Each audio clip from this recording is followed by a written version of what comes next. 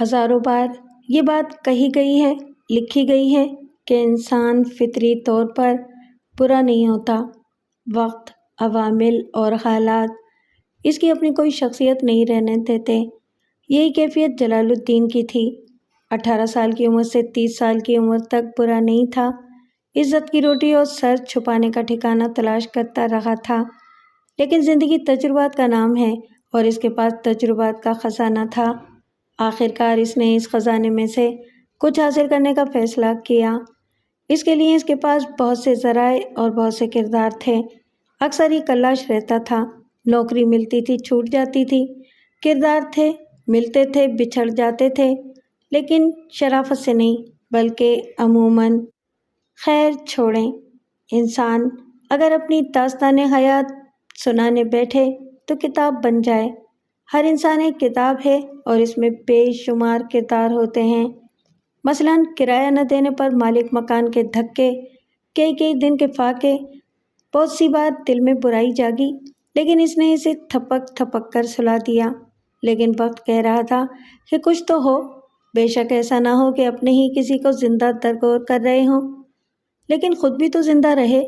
اور اس نے ایک ہوٹل میں ان تینوں سے تعارف حاصل کیا۔ ان میں ایک بدر الدین تھا جو ٹھیکیدار تھا، دوسرا ایک سرکاری بڑا افسر، تیسرا بھی اسی حیثیت کا بندہ تھا۔ جلال الدین خود بھی ان سے بڑی حیثیت میں رہا تھا اور ان تینوں نے اسے اپنے ساتھ کھانے میں شریک کیا تھا۔ لیکن اس ملاقات کے دوران جلال الدین نے خاص طور پر اس شخص کو نوٹ کیا تھا جو ان کی نگرانی کر رہا تھا۔ جلال الدین نے کچھ اس طرح ان تینوں کو متاثر کیا جو بدر الدین نے اسے اپنی شاندار گاڑی میں اس کی مطلوبہ جگہ چھوڑا۔ بدر الدین کی گاڑی چلی۔ اچانک جلال الدین نے اس شخص کو اپنی طرف جھپٹتے ہوئے دیکھا جو ہوٹل میں ان کی نگرانی کر رہا تھا۔ وہ جلال الدین کے قریب پہنچ کر بولا، معاف کیجیے، آپ نے مجھے پہچانا نہیں؟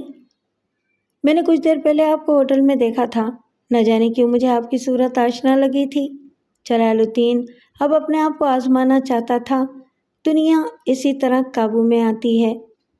زندہ باد، شکر ہے میں نے آپ کو فوراً پہچان لیا تھا۔ دبئی میں میری شاپ ہے، آپ اکثر وہاں آتے تھے۔ کمال ہے، آپ نے مجھے خوب پہچانا۔ آپ کی شخصیت ہی ایسی ہے کہ کوئی بھول نہیں سکتا۔ مجھے کچھ وقت دیجیے، خوشی ہوئی۔ ویسے میرا نام اقرار احمد ہے۔ دونوں کھیل رہے تھے۔ اقرار احمد نے جلال الدین کو کچھ دولت مند لوگوں کے ساتھ دیکھا تھا اور جلال الدین کو اس بات کا اندازہ ہو گیا تھا۔ اب دونوں کو اعلیٰ پیمانے پر ایک دوسرے سے جھوٹ بولنا تھا۔ دبئی میں آپ کا کیا کاروبار ہے؟ اقرار احمد نے پوچھا۔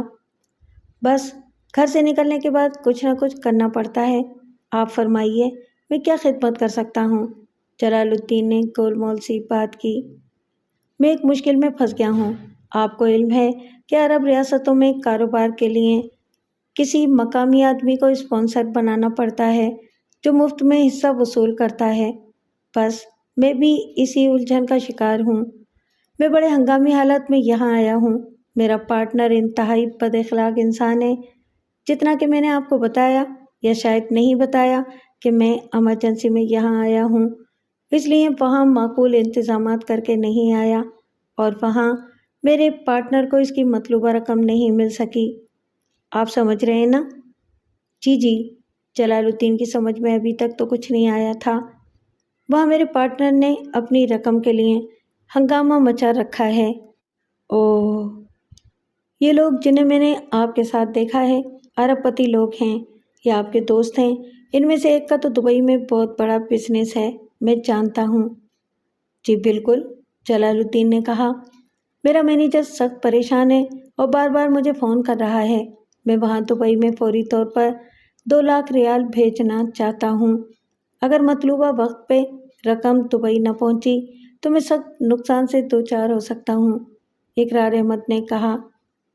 میں آپ کی کیا مدد کر سکتا ہوں؟ جلال الدین نے کہا۔ میرے پاس یہ رقم پاکستانی کرنسی میں موجود ہے، اقرار احمد نے اپنا بریف کیس سامنے کرتے ہوئے کہا۔ اگر آپ اپنے دبئی آفس کال کر کے اپنے متعلقہ مینیجر کو حکم دے دیں کہ یہ رقم میرے آدمی کو پہنچا دے تو یوں سمجھ لیں مجھے نئی زندگی مل جائے گی۔ جلال الدین کے پورے بدن نے پسینہ چھوڑ دیا۔ 2 لاکھ ریال کی کتنی رقم بنتی تھی اسے صحیح طور پر اندازہ بھی نہیں تھا۔ اقرار احمد نے بریف کیس کھول کر سامنے کر دیا۔ 5,000 کے نوٹوں کی گڈیاں معنی خیز نظر آ رہی تھیں۔ اس نے خود کو سنبھال کر کہا، ٹھیک ہے، میں آپ کا یہ کام کیے دیتا ہوں۔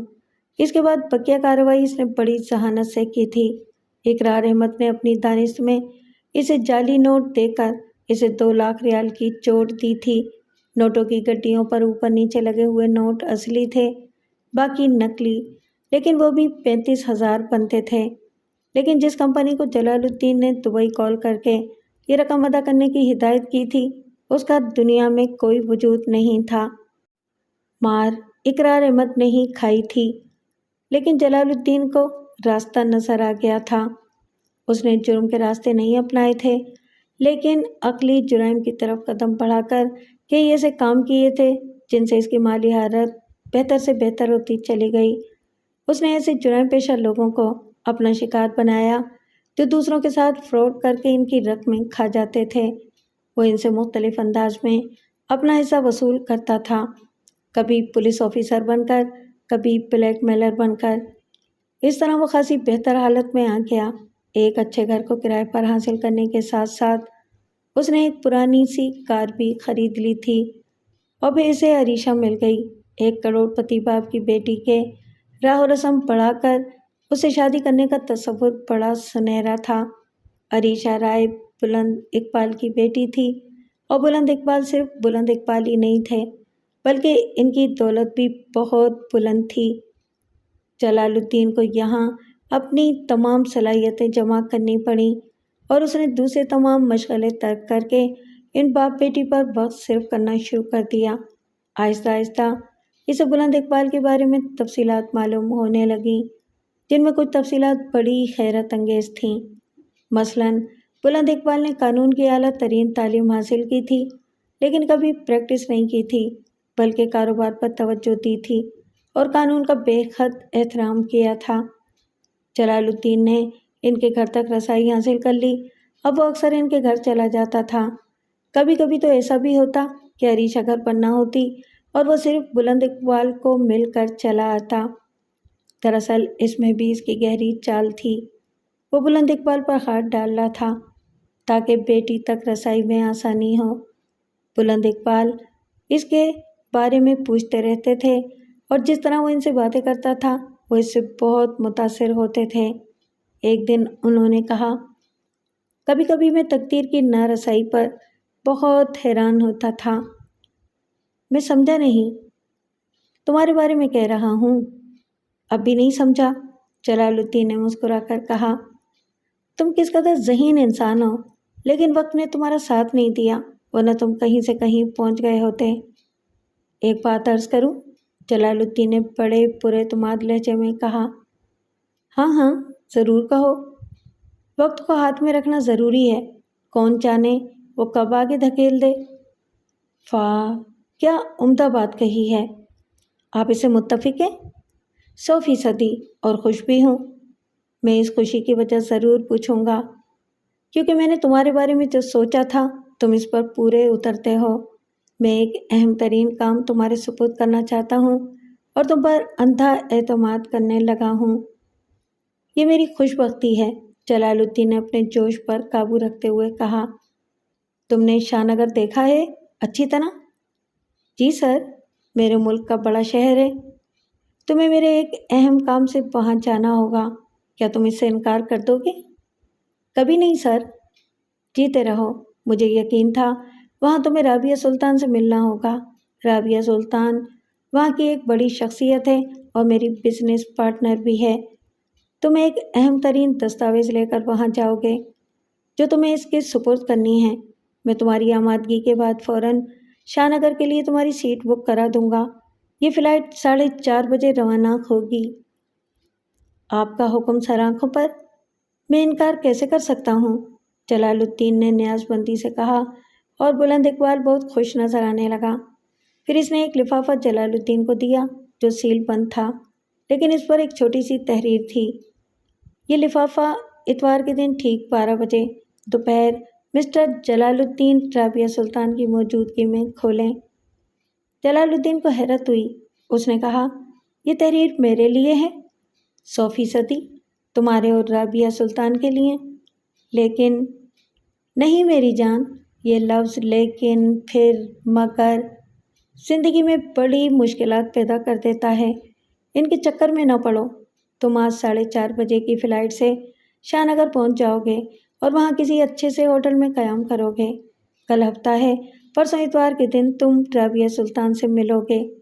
یہ سب کچھ ایک بڑے مسئلے کا حصہ ہے اور میں نے بڑے اعتماد کے ساتھ تمہیں اس راز میں شریک کیا ہے، اس امید کے ساتھ کہ تم میرے معیار پر پورے اترو گے اور ہمارے ساتھی بن جاؤ گے۔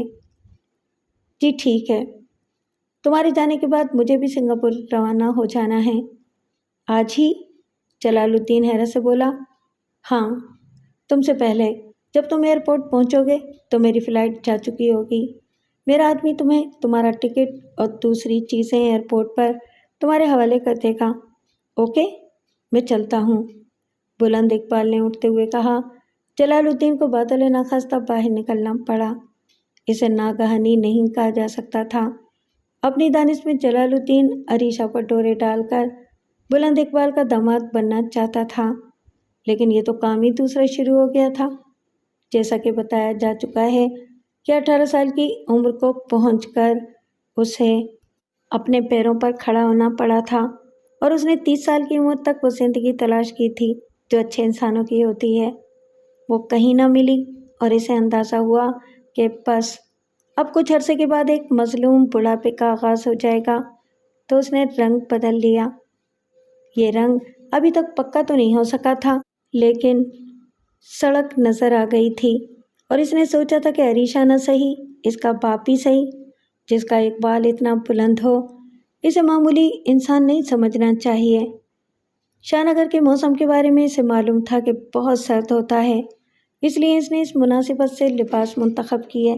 ایئرپورٹ پر اسے جو شخص ملا، اسے جلال الدین نے پہلے کبھی نہیں دیکھا تھا، لیکن وہ سیدھا اس کی طرف آیا اور مسکرا کر بولا تھا، میں بہت دیر سے آپ کا انتظار کر رہا تھا جلال الدین صاحب۔ اگر آپ جلدی آ جاتے تو میں آپ کو ایک کپ کافی کی پیشکش ضرور کرتا اور ہم کچھ دیر بیٹھ کر باتیں کرتے، لیکن اب وقت کم ہے، آپ یہ چیزیں سنبھالیے۔ اور اس کے بعد اس نے مسکرا کر جملہ ادھورا چھوڑ دیا۔ ٹکٹ، کرنسی اور کچھ دوسری چیزیں جلال الدین کے حوالے کر کے اس نے اسے الوداع کیا اور واپسی کے لیے مڑ گیا۔ کافی مہذب آدمی تھا، لیکن جلال الدین نے اسے اپنے ذہن پر سوار نہیں کیا اور پوری توجہ سے اپنے آگے کے کام میں مصروف ہو گیا۔ جہاز کے سفر کے دوران وہ سوچ رہا تھا کہ آخرکار اسے مطلوبہ راستے ملتے جا رہے ہیں، یہ احتیاط ضروری ہے۔ پھر جہاز شاہ نگر ایئرپورٹ پر اتر گیا، لیکن جہاز سے باہر نکلتے ہی جان نکل گئی۔ سردی اپنے آخری حدوں کو چھو رہی تھی، اتنی سردی کہ اسے چکر آنے لگے، لیکن اس نے عقل سے کام لیا تھا۔ ایئرپورٹ آنے والے شخص نے، جس کا نام تک اسے پتہ نہیں چل سکا تھا، دوسری چیزوں کے ساتھ ایک کاغذ پر اسے شاہ نگر کے ہوٹلوں کے کچھ نام بھی دیے تھے، جن میں کچھ نام جانے پہچانے تھے۔ ایک ٹیکسی ڈرائیور نے سب سے پہلے اسے لپکا اور اسے اپنی ٹیکسی پر چلنے کی پیشکش کی تو وہ فوراً تیار ہو گیا۔ میریٹ، اس نے ٹیکسی میں بیٹھ کر کہا۔ جی سر۔ مستعد ڈرائیور نے ٹیکسی اسٹارٹ کر کے آگے بڑھا دی۔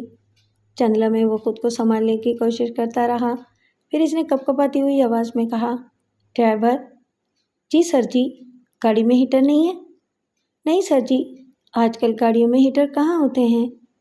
میں میٹر نہیں ہیٹر کی بات کر رہا ہوں، ہیٹر جو گاڑیوں کو اندر سے گرم کر دیتے ہیں۔ ارے نہیں صاحب جی، یہ تو پرانی گاڑیاں ہیں، ان میں انجن ہی ہوتے ہیں، یہی بڑی بات ہے، بس اور کچھ نہیں ہوتا ان میں۔ تمہیں سردی نہیں لگتی؟ سردی ہے کہاں سر جی، سردی تو ابھی پڑے گی دیکھنے والی۔ اس کے بعد جلال الدین کے منہ سے آواز نہیں نکلی کہ کہیں سردی ابھی نہ پڑنی شروع ہو جائے۔ میریٹ بہت اچھا ہوٹل تھا، اسے کمرہ بھی حاصل ہو گیا۔ چونکہ معیاری ہوٹل تھا اس لیے ہر طرح کے انتظامات تھے۔ گرم کافی کے 2 کپ پی کر اس نے اطمینان کی سانس لی، اب حالت کچھ بہتر ہو گئی تھی۔ کمرے کا دروازہ بند کر کے وہ بہت دیر بستر پر لیٹ کر لحاف میں گھسا رہا۔ پھر اس نے سوچنا شروع کر دیا۔ کام جو کچھ بھی ہے پر اسرار ہے۔ رائے بلند اقبال اعلیٰ بائی کا قانون دان ہے، لیکن اس نے وکالت وغیرہ کبھی نہیں کی اور کاروبار میں داخل ہو گیا۔ اس نے جلال الدین کا انتخاب اپنے کسی خاص کام کے لیے کیا، جبکہ وہ پوری طرح جلال الدین کو جان بھی نہیں پایا تھا کہ وہ چیز کیا ہے۔ کیوں؟ اس نے یہ کیوں کیا؟ پھر وہ پراسرار لفافہ۔ نہیں جلال الدین صاحب، آنکھیں بند کر کے دوڑو گے تو کسی گہری کھائی میں گر سکتے ہو۔ ہوشیار رہو، یہی زندگی کی ضمانت ہوتی ہے۔ اس نے اس پراسرار لفافے کو نکال لیا اور اس کا ہر طرف سے جائزہ لینے لگا۔ کوئی ایسی جگہ نہیں تھی جہاں سے لفافے کو کھول کر دیکھا جا سکے۔ وہ پوری طرح سیل بند تھا۔ اس کا ذہن برق رفتاری سے کام کرتا رہا۔ پھر کسی خیال کے تحت اس نے ویٹر کو بلانے کے لیے بیل بجائی اور چند لمحوں کے بعد دروازے پر دستک ہوئی۔ آ جاؤ، اس نے کہا اور ویٹر اندر داخل ہو گیا۔ دوست، مجھے کچھ چیزیں چاہیے۔ حکم سر، ویٹر نے ادب سے کہا۔ لکھنے کے لیے کاغذ اور قلم مل جائیں گے؟ نیچے جنرل اسٹور ہے سر، ویٹر نے جواب دیا۔ اوہ گڈ، ایک عمدہ سا رائٹنگ پیڈ اور قلم لے آؤ، اس نے ویٹر کو رقم دیتے ہوئے کہا اور وہ گردن جھکا کر چلا گیا۔ ویٹر نے اسے مطلوبہ اشیاء لا کر دے دیں۔ رات کو بہت دیر تک رائٹنگ پیڈ پر بہت کچھ لکھتا رہا تھا، پھر گہری نیند میں سو گیا تھا۔ راجہ سلطان کا آفس بے حد شاندار تھا، لیکن اس کی اپنی شخصیت اس آفس کے برعکس تھی۔ سیدھا سادہ منکسر المزاج انسان تھا۔ جلال الدین کبھی یقین نہ کرتا کہ اس شاندار آفس کا مالک یہ شخص ہے، لیکن طویل و عریض میز جس پر مختلف ڈیزائنوں کے جدید ترین وائرلیس فون رکھے ہوئے تھے، پیچھے رکھی انتہائی قیمتی کرسی پر بیٹھے شخص کو دیکھ کر یقین کرنا پڑا کہ وہی راجہ سلطان ہے۔ جلال الدین بڑی شان سے اس آفس میں داخل ہوا تھا تو راجہ سلطان اپنی کرسی سے کھڑا ہو گیا تھا۔ آئیے جناب، آئیے تشریف رکھیں، اس نے سامنے رکھی کرسی کی طرف اشارہ کیا۔ مجھے آپ کے بارے میں آنے کی اطلاع مل گئی تھی۔ مجھے دیر تو نہیں ہوئی؟ جلال الدین نے سامنے والے کو دیکھنے کے بعد اپنے دل کی حسرتیں نکالنے کا موقع بھی مل گیا تھا، سو وہ خود کو باروب ظاہر کر رہا تھا۔ ہرگز نہیں، ہرگز نہیں، یہ لفافہ رائے بلند اقبال کی طرف سے ہے۔ جلال الدین نے لفافہ سامنے کرتے ہوئے کہا۔ جی، اسے کھولیں، راجہ سلطان نے بے چینی سے کہا۔ ابھی 30 منٹ ہیں، باقی آپ نے اس تحریر کو نہیں دیکھا؟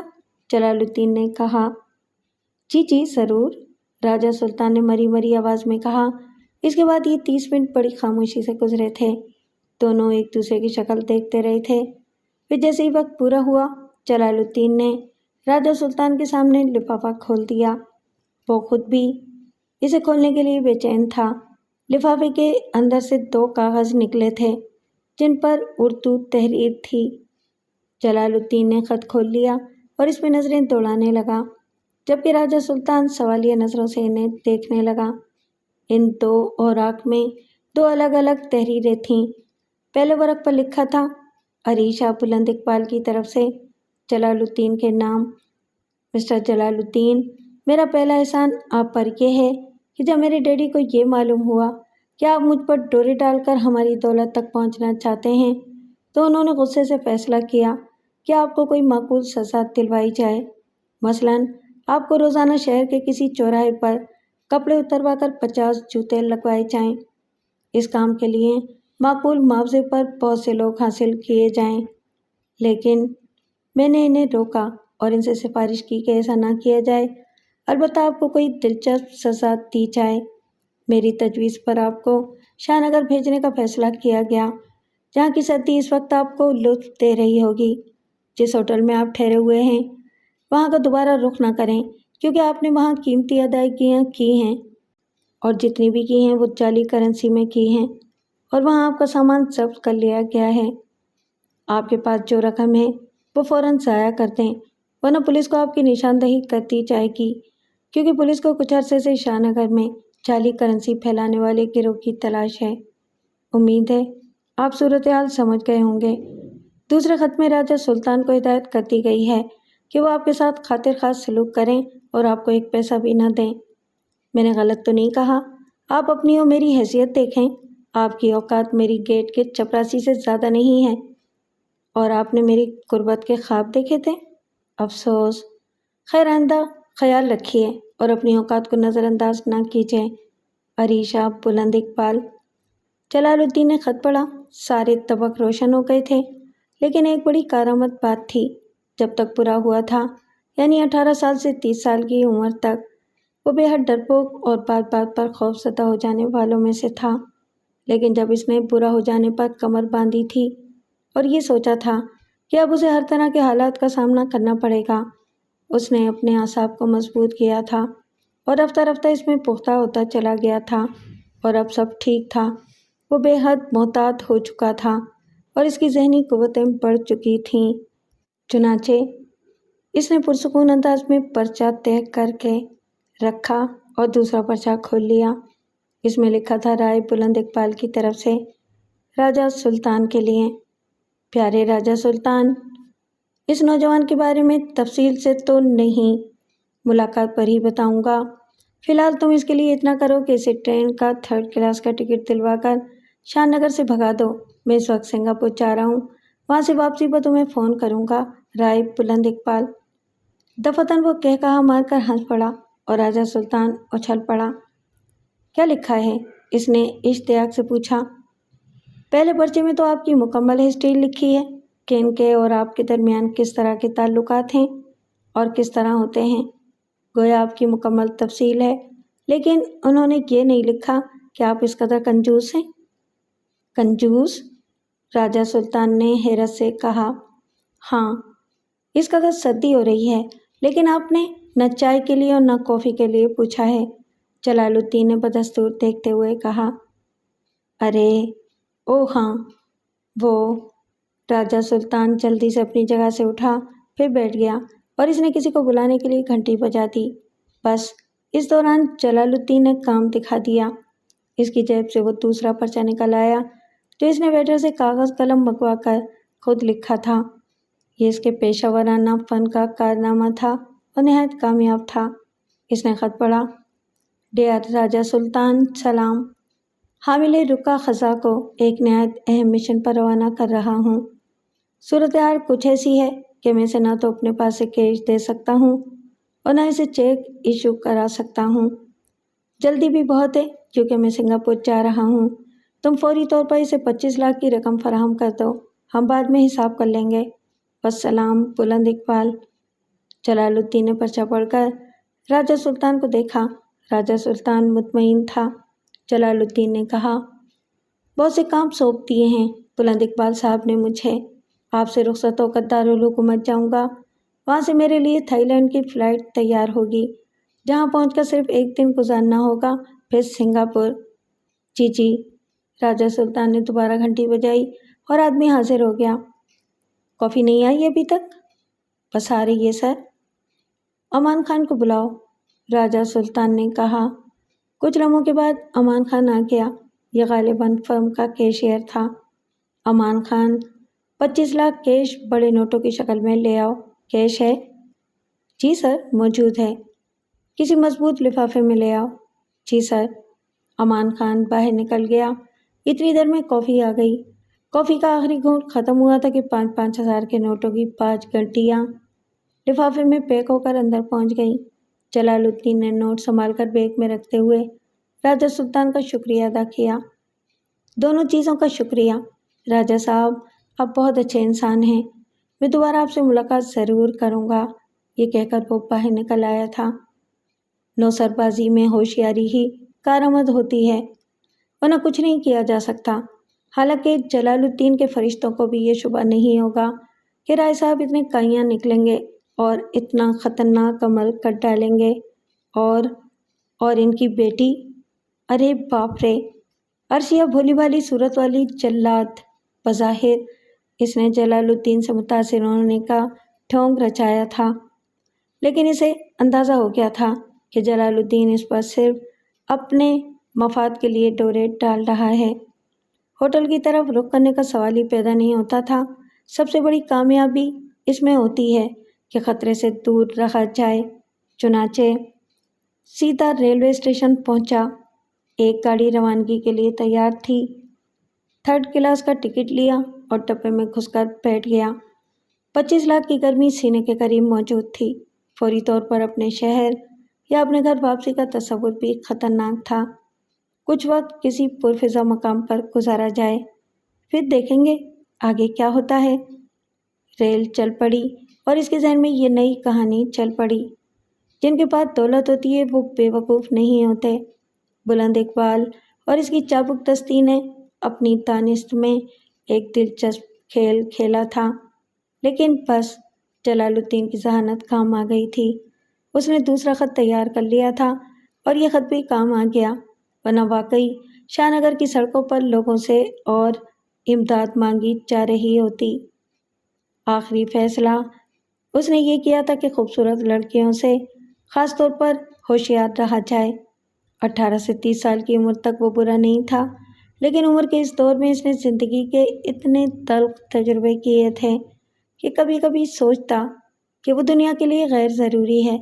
کسی فرد، کسی انسان کو اس کی ضرورت نہیں۔ تو کیا مر جاؤں؟ کئی بار اس نے خودکشی کے طریقے بھی سوچے تھے، لیکن پھر خوفزدہ ہو کر اپنے ہاتھ سے منہ پر تھپڑ لگائے تھے۔ آخرکار اس نے فیصلہ کیا تھا کہ زندگی کچھ اور چاہتی ہے، اور پھر اس نے زندگی کو وہ کچھ اور دے دیا تھا۔ خرچ کے معاملے میں وہ محتاط انسان تھا۔ اتنا خرچ کرو کہ دنیا کی نگاہوں میں نہ آ جاؤ۔ اپنا کام جاری رکھو، خود کو محفوظ رکھو۔ بے شک پریشانی کا شکار ہو، لیکن باقی سب نصیب ہے۔ رائے بلند اقبال پر کیا گزری؟ نہ اس نے کہیں معلوم کرنے کی کوشش کی اور نہ اسے معلوم ہوا۔ بس ابتدا میں تمام حفاظتی اقدامات کرے اور پھر اپنا کھیل دوبارہ شروع کر دیا۔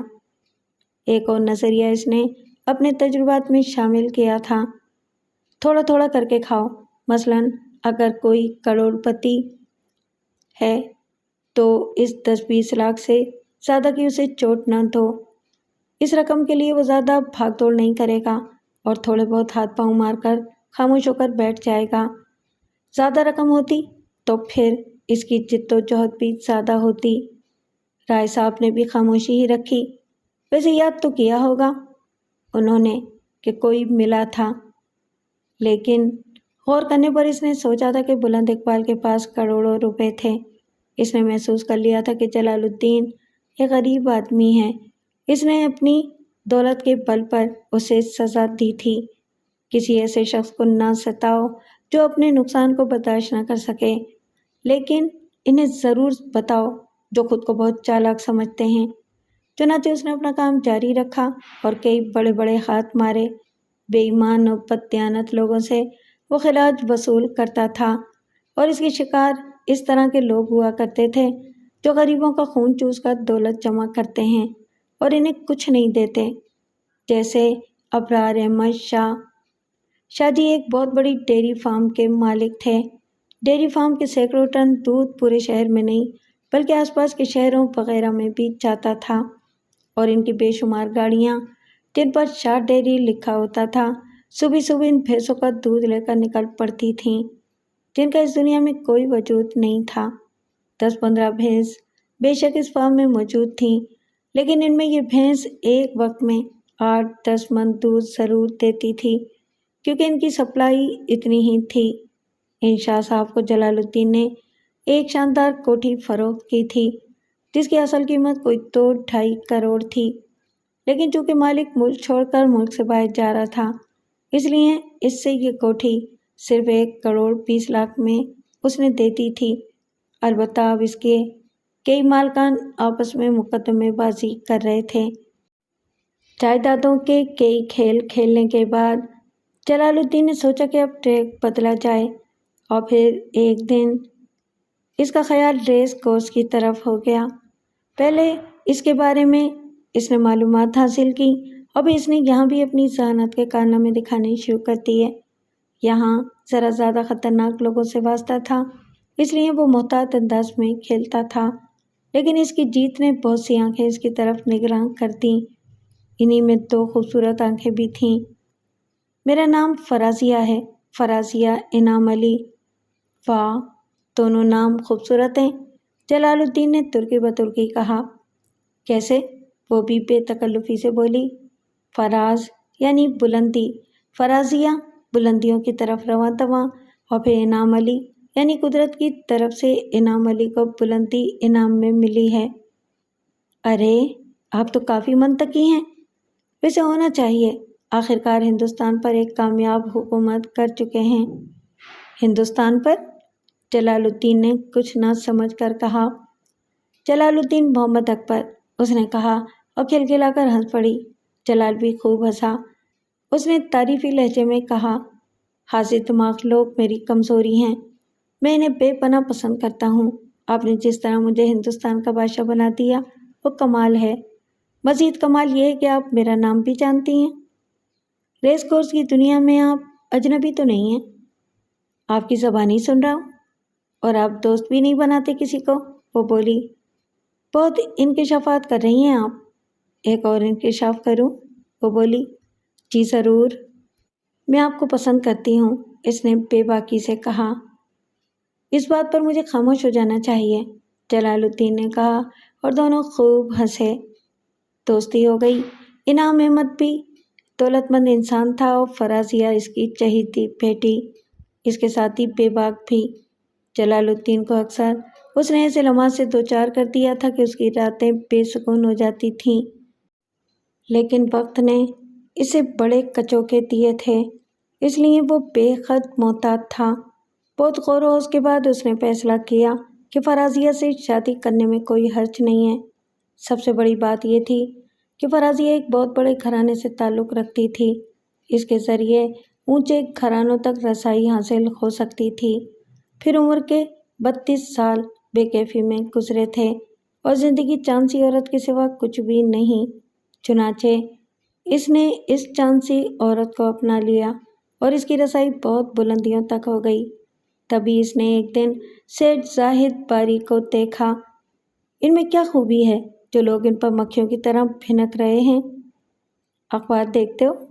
نہیں، یہی وجہ ہے۔ کیوں؟ بڑی روایتی شخصیت ہے سیٹھ باری کی۔ وہ کیسے؟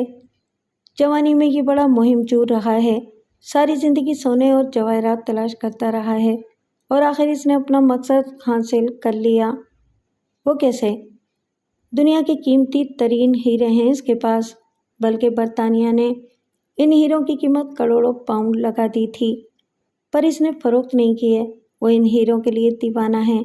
رات کو سونے سے پہلے وہ ان ہیروں کو تجوری سے نکال کر دیکھتا ہے، تب سو جاتا ہے۔ گڈ، جلال الدین نے کہا۔ اس کے بعد وہ ہیرے اس کی آنکھوں میں ناچنے لگے۔ اپنی نوسربازی کی زندگی میں اس نے کبھی چوری کے بارے میں سوچا بھی نہیں تھا۔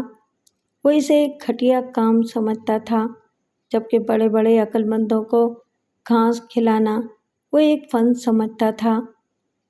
لیکن یہ ہیرے اس کے ذہن میں اٹک گئے تھے۔ فرازیہ کے ذریعے ہی اس نے زاہد باری سے ملاقات کی تھی۔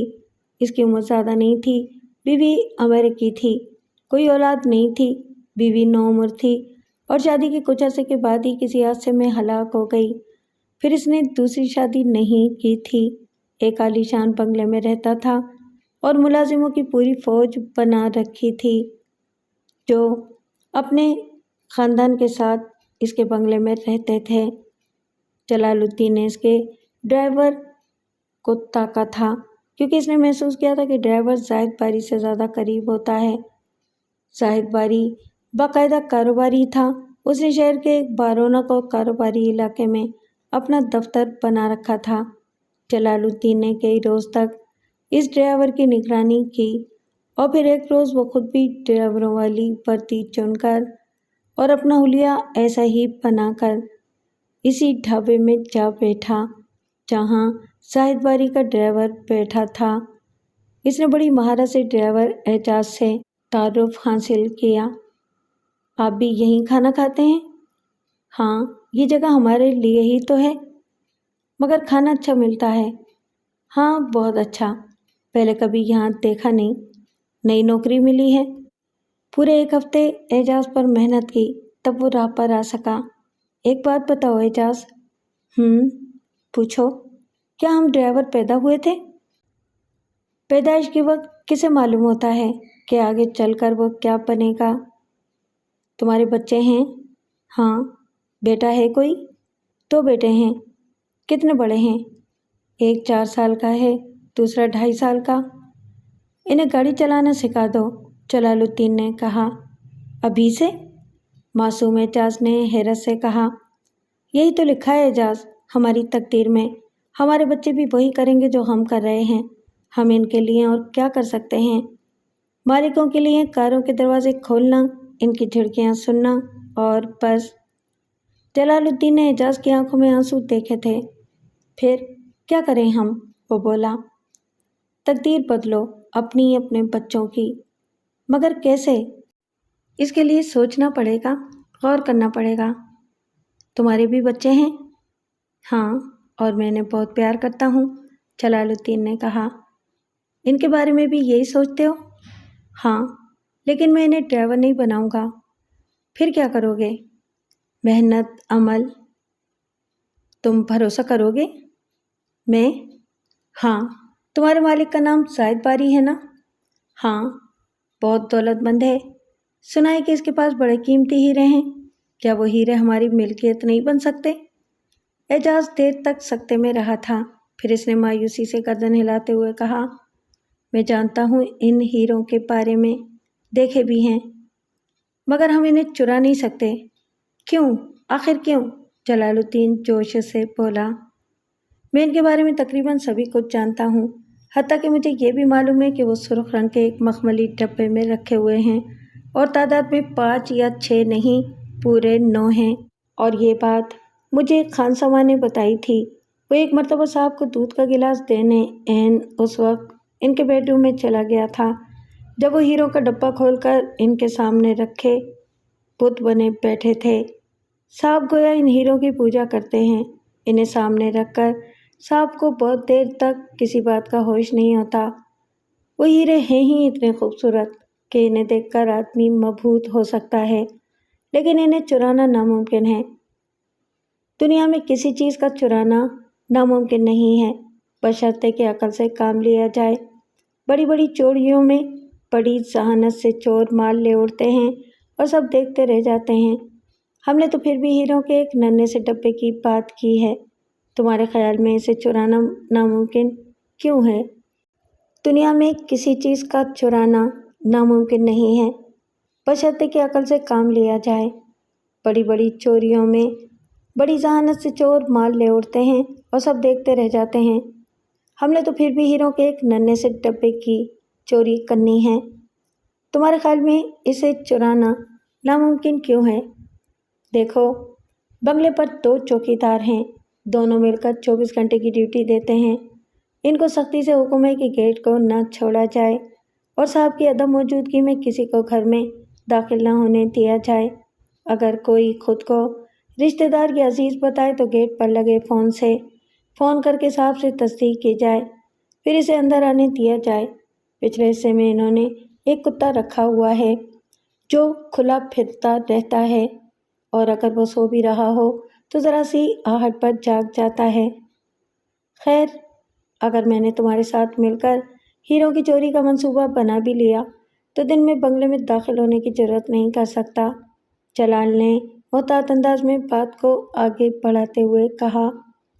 بالفرض تم رات کو اگبی دیوار پھاند کر آؤ اور میں کتے کو گوشت میں بے ہوشی کی دوا کھلا کر اسے پہلے سے ہی سلا کر رکھوں، اور میں صاحب کے بیڈ روم تک تمہاری رہنمائی کا بندوبست بھی کر دوں، تب بھی کوئی فائدہ نہیں۔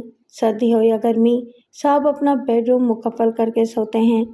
سردیوں میں ہیٹر آن رہتا ہے اور گرمیوں میں ایئر کنڈیشنر چلتا رہتا ہے۔ بالفرض کسی ترکیب سے تم بیڈ روم کا تالا بھی کھول لو تو تجوری کے تالے کا مسئلہ آ جاتا ہے۔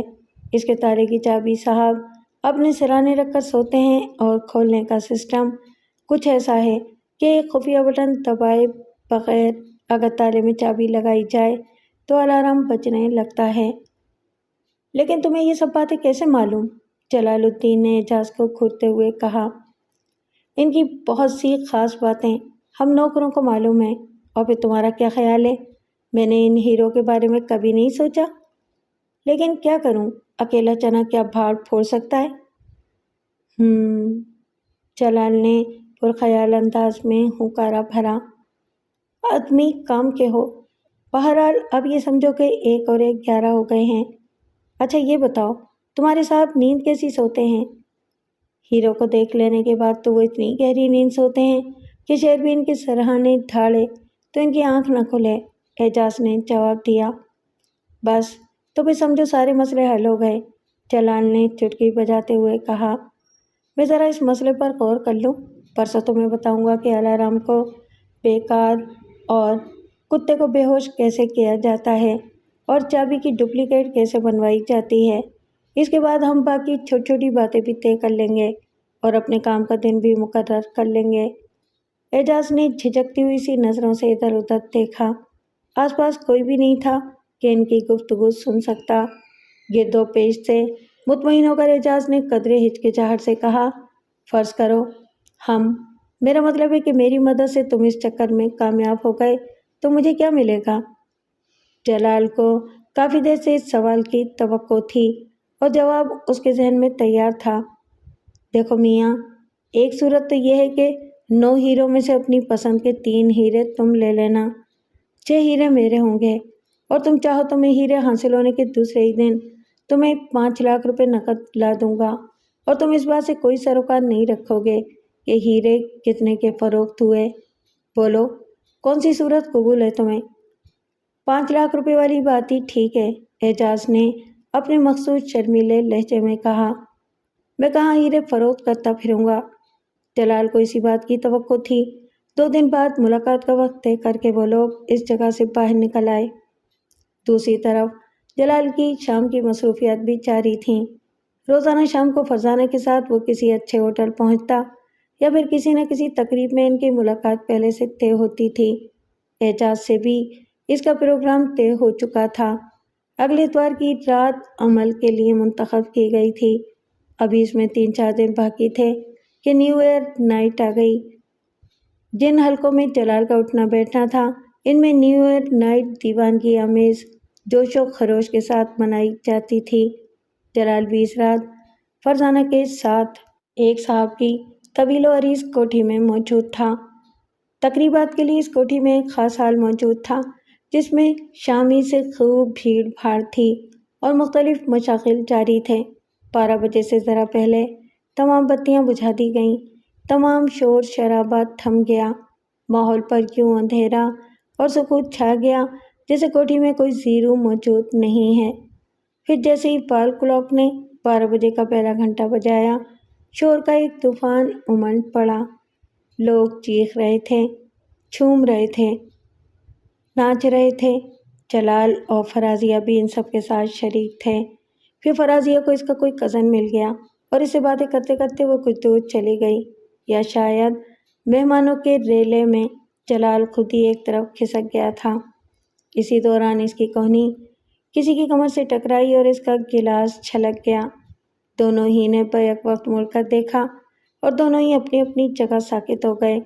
اس سے ٹکرانے والی لڑکی عریشہ بلند اقبال تھی۔ ہون نقصی شکل والا ایک بے ہنگم سا نوجوان اس کے ساتھ تھا، جس کے بھدے وجود پر ایک نہایت نفیس سوٹ اپنی قسمت کو رو رہا تھا۔ بہرحال عرشیہ نے بھی اسے پہچان لیا تھا اور پوری طرح اس کی طرف گھوم گئی تھی۔ اس نے اپنے ساتھی کو نظر انداز کر دیا تھا۔ تمہارے وجود سے دولت کی خوشبو آ رہی ہے، لگتا ہے دھندا زوروں پر جا رہا ہے۔ اس کی آواز اتنی مدھم تھی کہ صرف جلال ہی اسے سن سکے۔ کون سا دھندا؟ جلال نے خود پر قابو پاتے ہوئے کہا۔ نوسر بازی کا، اور کون سا دھندا؟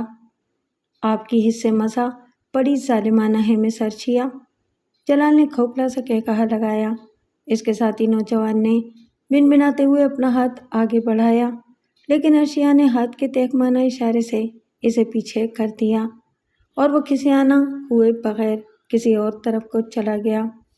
ڈرو مت، تمہارے کارناموں کا تذکرہ کسی اور سے نہیں کروں گی، میں تو تم سے کچھ اور باتیں کرنا چاہتی تھی، آؤ باہر چلتے ہیں۔ تمہارے ساتھ کوئی ہے کیا؟ اس نے جلال کا ہاتھ پکڑتے ہوئے اس سے پوچھا۔ ہاں، لیکن فرازیہ میرے ساتھ ہے، جلال نے جھجکتے ہوئے جواب دیا۔ اسے گولی مارو، اس مگرمچھ کی بچی کو، اتنی ڈل لڑکی کے ساتھ تم کیا جھک مارتے پھر رہے ہو؟ اس نے اسے تقریباً کھینچتے ہوئے کہا۔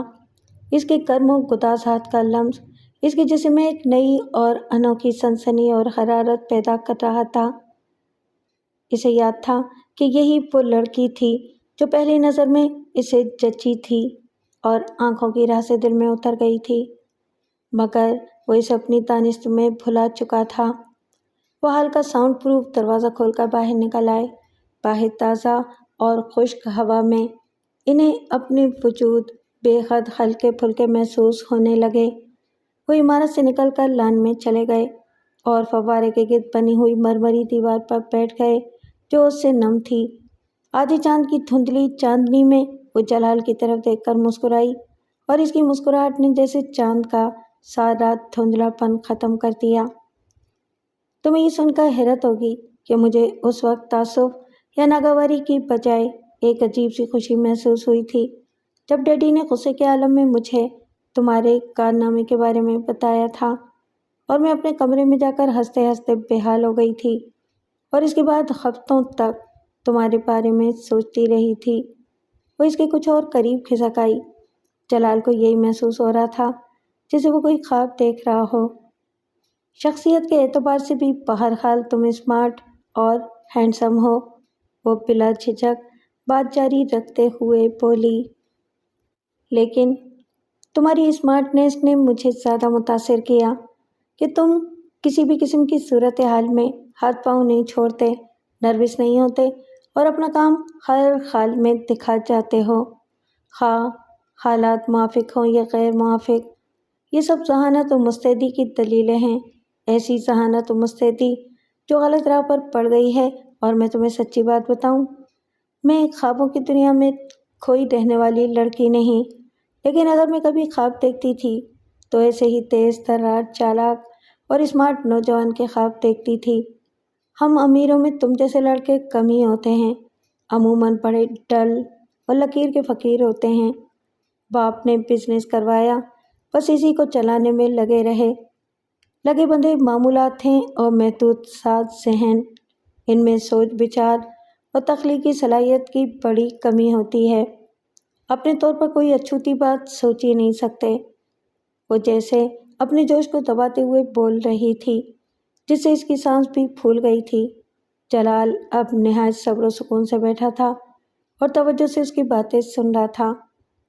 لیکن میں تمہیں مکمل طور پر فراڈ بھی نہیں دیکھنا چاہتی تھی کہ تمہاری گزر اوقاتی جال سازی اور نوسر بازی پر ہو، اور میں تمہیں 100% پارسا انسان بھی نہیں دیکھنا چاہتی تھی۔ 100% پارسا انسان بھی آج کی دنیا داری میں نہیں چل سکتا، آج کی سوسائٹی کے سانچے میں فٹ نہیں ہوتا۔ بس یہی سب کچھ ذہن میں رکھتے ہوئے میں تمہارے بارے میں سوچتی رہی، حتیٰ کہ میں نے ڈیڈی کو بھی قائل کر لیا کہ تم بڑے کام کے آدمی ثابت ہو سکتے ہو، لیکن اس کے بعد تم کبھی نظر ہی نہیں آئے اور پھر رفتہ رفتہ تمہارا تصور ذہن کے کباڑ خانے میں جا گرا۔ میں تمہیں نظر آ جاتا تو کیا کرتی؟ جلال نے ملائمت سے پوچھا۔ تمہیں اپنی مرضی کا آدمی بنانے کی کوشش کرتی، کام کا آدمی۔ ہر عورت جس مرد کو تھوڑا بہت پسند کرتی ہے یا جس سے اس کی شادی ہو جاتی ہے، اسے وہ مکمل طور پر اپنی ہی مرضی کا آدمی بنانے کی کوشش کیوں کرتی رہتی ہے؟ جلال نے نہایت سادگی سے پوچھا اور وہ گھور کر جلال کو دیکھنے لگی، پھر قدرے پرے کھسک کر بولی، چالاک انسان، میں تم سے تمہاری ذات کا کوئی جزو نہیں چھینوں گی، تمہیں کچھ دینے ہی کی کوشش کروں گی۔ میں تمہیں توڑنا پھوڑنا نہیں چاہتی بلکہ تعمیر کرنا چاہتی ہوں۔ میں چاہتی ہوں کہ تم اس سوسائٹی میں سب کی آنکھوں میں آنکھیں ڈال کر دیکھ سکو، آئندہ تمہیں کوئی اور ایسی نظر نہ آئے جسے دیکھ کر تمہارا رنگ پھک ہو جائے۔ کیا تمہیں واقعی مجھ سے محبت ہو گئی ہے؟ جلال نے اس کی آنکھوں میں جھانکتے ہوئے پوچھا۔ اور اب تم یہ بات اور کس طرح مجھ سے کہلوانا چاہتے ہو؟ اس نے قدرے خفگی سے جلال کا ہاتھ جھٹکتے ہوئے کہا۔ اب ہم ٹین ایجرز تو ہیں نہیں کہ تم تنہائی پا کر مجھ سے اقرار محبت مانگو گے اور میں اس بات میں سر ہلا کر دونوں ہاتھوں میں منہ چھپا کر اندر بھاگ جاؤں گی۔ ہم دونوں نہ تو اب اس عمر میں ہیں اور نہ اس کلاس میں۔ وہ تو ٹھیک ہے، لیکن کیا تمہارے ڈیڈی مجھ سے تمہاری شادی کرنے پر رضامند ہو جائیں گے؟ جلال نے گویا فیصلے پر پہنچتے ہوئے کہا۔ ہاں، بشرطے کہ میں ان سے کہوں۔ وہ کھسک کر دوبارہ جلال کے قریب آتے ہوئے مسکرائی۔ آخر میں ان کی اکلوتی بیٹی ہوں اور اب تو ان کا آدھے سے زیادہ بزنس بھی چلا رہی ہوں، لیکن میں ان سے تبھی کہوں گی جب مجھے یقین ہو جائے گا کہ تم اپنی لائن بدل چکے ہو اور مجھ سے مخلص ہو، کیونکہ اپنا سب کچھ کسی کو سونپ دینا بڑا نازک کام ہے، بہت سوچ سمجھ کر کرنا پڑتا ہے۔ بے شک، جلال نے تسلیم کیا اور ایک لمحے کی توقف سے بولا، بہرحال اگر تمہاری یہی منشا ہے تو یوں ہی صحیح، ہم نے اپنا آپ آج ہی سے تمہارے نام لکھ دیا۔ اوہ، ہاؤ سویٹ یو آر۔ لگن سچی ہو تو من کا امید تاخیر سے ہی صحیح مل ہی جاتا ہے۔ اگر تم کچھ عرصے اور مجھے نہ ملتے تو میری شادی اس حونک نوجوان سے ہو جاتی جسے تم نے اندر خال میں میرے ساتھ دیکھا تھا۔ اور ہاں، اب ہمارے درمیان عہد و پیما ہو گئے ہیں، لیکن مجھے تمہارا اصل نام نہیں معلوم۔ ویسے اتنا مجھے یاد ہے کہ پہلی ملاقات میں تم نے اپنا نام جلال بتایا تھا مجھے۔ میرا اصل نام جلال ہی ہے۔ جلال اس کا رخسار تھپتھپاتے ہوئے مسکرایا۔ بڑے دیتا دلیر ہو، وارداتوں میں بھی اصل نام استعمال کرتے ہو۔ دراصل میں نے کبھی کوئی ایسا خاص قابل گرفت کام نہیں کیا جسے صحیح معنوں میں واردات کہا جا سکے یا ثابت کیا جا سکے، جلال نے متانت سے جواب دیا۔ اس لیے میں زیادہ کبھی متفکر نہیں ہوا۔ آؤ اب اندر چلیں۔ وہ واپس ہال میں آ گئی جہاں مشروبات کے بعد موسیقی کی بدلی ہوئی دھن پر اب باقاعدہ رقص کا آغاز ہو چکا تھا۔ فرازیہ رقص نہیں کر رہی تھی، اس نے دونوں کو یکجا دیکھا اور غالباً ان کے چہروں پر ایک خاص تعلق کے خاطر کا پرتو بھی محسوس کیا۔ وہ ایک لمحے کے لیے حیران ضرور ہوئی کہ اتنی سی دیر میں یہ بھی ساتھ کیوں کر پلٹ گئی، لیکن اسے ایک لمحے کی حیرانی کے سوا اس نے کوئی رد عمل ظاہر نہیں کیا۔ وہ از خود نہ تو جلال کے قریب آئی اور نہ ہی اس نے جاننے کی کوشش کی کہ جلال کہاں گیا تھا اور عرشیہ سے اس کا تعارف کیسے ہوا۔ جلال نے فرازیہ کی طرف دیکھ کر رسمی سے انداز میں مسکراتے ہوئے سر ہلایا اور فرازیہ منہ پھیر کر جینس جیکٹ میں ملبوس ایک نومل لڑکے کی طرف بڑھ گئی جو اکیلا ہی ڈانس کر رہا تھا۔ جلال عرشیہ کے ساتھ رقص کرنے لگا۔ زندگی اسے آج جتنی حسین لگ رہی تھی اس سے پہلے کبھی نہیں لگی تھی۔ عرشیہ ایک ایسی لڑکی تھی جس کے اس نے خواب تو بار بار دیکھے تھے، لیکن یہ کبھی نہیں سوچا تھا کہ ایسی لڑکی اس کا مقدر بھی ہو سکتی ہے۔ فرازیہ سے پیچھا چھڑانے کی اسے کوئی ضرورت محسوس نہیں ہوئی۔ وہ اسی رات کچھ کہے سنے بغیر ہی اس کا پیچھا چھوڑ گئی تھی اور جلال نے اس پر شکر ادا کیا تھا۔ پھر عمل کی رات جلال بے حد چاق و چوبند تھا۔ اس نے چیتے کی سی پھرتی اور خاموشی سے بنگلے کی دیوار پھاندی اور چند لمحے کے لیے سفیدے کے درخت کے عقب میں دبک گیا۔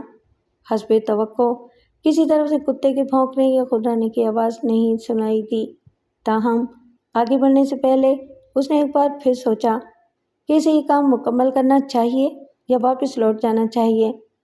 کچھ منٹ سوچنے کے بعد اس نے فیصلہ کیا کہ عرشیہ سے کیا ہوا وعدہ ضرور پورا کرے گا، لیکن اس آخری کام کے بعد اس میں کوئی شک نہیں تھا کہ شادی کے بعد عرشیہ کا سب کچھ عملی طور پر جلال ہی کا ہو جانا تھا، اور وہ اتنی محبت کرنے والی اور اعلیٰ ظرف لڑکی تھی کہ کبھی جلال کو اپنے مقابلے میں کم ظرف ہونے کا احساس نہیں دلا سکتی تھی۔ لیکن جلال اپنی تسلی اور اپنی انا کی تسکین کے لیے اپنے پاؤں زیادہ سے زیادہ مضبوط رکھنا چاہتا تھا تاکہ ضرورت پڑنے پر وہ یہ ثابت کر سکے کہ شادی کے وقت اس کی اپنی حیثیت بھی معمولی نہیں تھی۔ ہیروں کی کامیاب چوری کے بعد وہ خود کو مزید مستحکم کر لے گا، یہی سب کچھ ذہن میں دہراتے ہوئے اس نے برآمدے کی طرف دیکھا۔ برآمدے میں دودھیا بلب نشان منزل کی طرح روشن نظر آ رہا تھا۔ اعجاز نے کہا تھا کہ اگر بلب روشن نظر آئے تو راستہ صاف ہے، ورنہ یہ سمجھ لینا چاہیے کہ کوئی گڑبڑ ہو سکتی ہے۔ یا کسی وجہ سے تیاریاں مکمل نہیں ہو سکیں، اس صورت میں وہ وہیں سے واپس لوٹ جائے۔ پھر اس نے دبے قدموں لان عبور کیا اور عقبی برآمدے میں پہنچا۔ عقبی دروازہ غیر مقفل تھا۔ اعجاز نے اسے سمجھا دیا تھا کہ یہ دروازہ کھول کر وہ اندر آ سکتا ہے۔ چنانچہ جلال نے دروازے کی نوب اس طرح گھمائی تھی کہ ذرا بھی آواز پیدا نہ ہو۔ پھر وہ خوابگاہ کے دروازے تک پہنچ گیا۔ دروازے کے قریب پہنچ کر اس نے اندر کی سنگن لی اور پھر 5 منٹ کے بعد اس نے کمرے کے دروازے کی ڈپلیکیٹ چابی نکال کر تالے کے سوراخ میں داخل کی۔ چابی کو گھمانے میں اس نے پورے 5 منٹ صرف کیے تھے۔ خوابگاہ میں داخلے کا مرحلہ بھی بخیر و خوبی طے ہو گیا۔ خوابگاہ کے ایک گوشے میں تپائی پر نائٹ بلب روشن تھا اور مدھم روشنی میں سیٹھ کمبل لپیٹے دنیا و مافیا سے بے خبر سوتا ہوا دکھائی دے رہا تھا۔ اس کے سرہانے سے چابی نکالنا بے خط کڑا ثابت ہوا۔ اس عمل کے دوران جلال کے اعصاب تن گئے تھے۔ یہی وہ مرحلہ تھا جس کے بارے میں اعجاز نے اعتراف کیا تھا کہ اگر اسے وہ سر کرنے کی ہمت کرتا تو کب کا وہ خود ہی ہیروں پر خاص صاف کر چکا ہوتا۔ چابی نکال لینے کے بعد بھی دیر تک جلال دیوار سے ٹیک لگائے اپنے اعصاب کو معمول پر لانے کی کوشش کرتا رہا۔ اس کے بعد اس نے تجوری کھولنے کا مرحلہ شروع کیا۔ 2-3 ٹرائیوں میں اسے تجوری کھولنے کی ترکیب پتہ چل گئی اور اس نے ترکیب آزما کر تجوری کھول لی۔ دروازہ کھولنے کے بعد اس نے قدرے پرسکون انداز میں تجوری کے اندر ہاتھ مارا اور فوراً ہی اسے مخملی ڈبے کا لمس محسوس ہو گیا۔ ڈبہ نکال کر وہ اسے کھول کر دیکھے بغیر نہ رہ سکا۔ ڈبہ کھولتے ہی ہیروں کی جھلملاہٹ سے گویا کمرہ منور سا ہو گیا۔ ہیرے واقعی پورے 9 تھے اور ان کا حجم، خوبصورت تراش اور چمک دمک ان کے بے حد قیمتی ہونے کا پتہ دے رہی تھی۔ اس کی محبت بارآور ہو چکی تھی۔ وہ خاصا غیر جذباتی آدمی تھا، لیکن اس وقت نہ جانے کیوں خوشی سے اس کے ہاتھ پاؤں کچھ بے قابو سے ہو گئے اور ڈبہ اس کے ہاتھ سے چھوٹ کر گر پڑا۔ قالین پر ڈبہ گرنے سے تو کوئی خاص آواز پیدا نہیں ہوئی تھی، لیکن یک لخت وہ جب اضطراری طور پر اسے اٹھانے کے لیے جھکا تو اس کی کہنی تجوری کے دروازے سے ٹکرائی اور دروازہ ایک کھٹکے سے بند ہو گیا۔ یہ کھٹکا خاصا زوردار تھا اور گہری نیند سوئے ہوئے انسان کو بھی بیدار کرنے کے لیے کافی تھا۔ یہ احساس جلال کو ڈبہ اٹھا لینے کے بعد ہوا۔ اس نے ہڑبڑا کر بیڈ کی طرف دیکھا، لیکن سیٹ اسی طرح لیٹا تھا، کسمسایا تک نہیں تھا۔ جلال کو اس کا انداز غیر حقیقی سا محسوس ہوا۔ پہلی بار اس کی چھٹی اس نے جھرجھری لی اور وہ دبے قدموں بیڈ کے قریب جا پہنچا اور ہمتن کوش ہو گیا، مگر اسے سیٹ کی سانسوں کی آواز سنائی نہ دی۔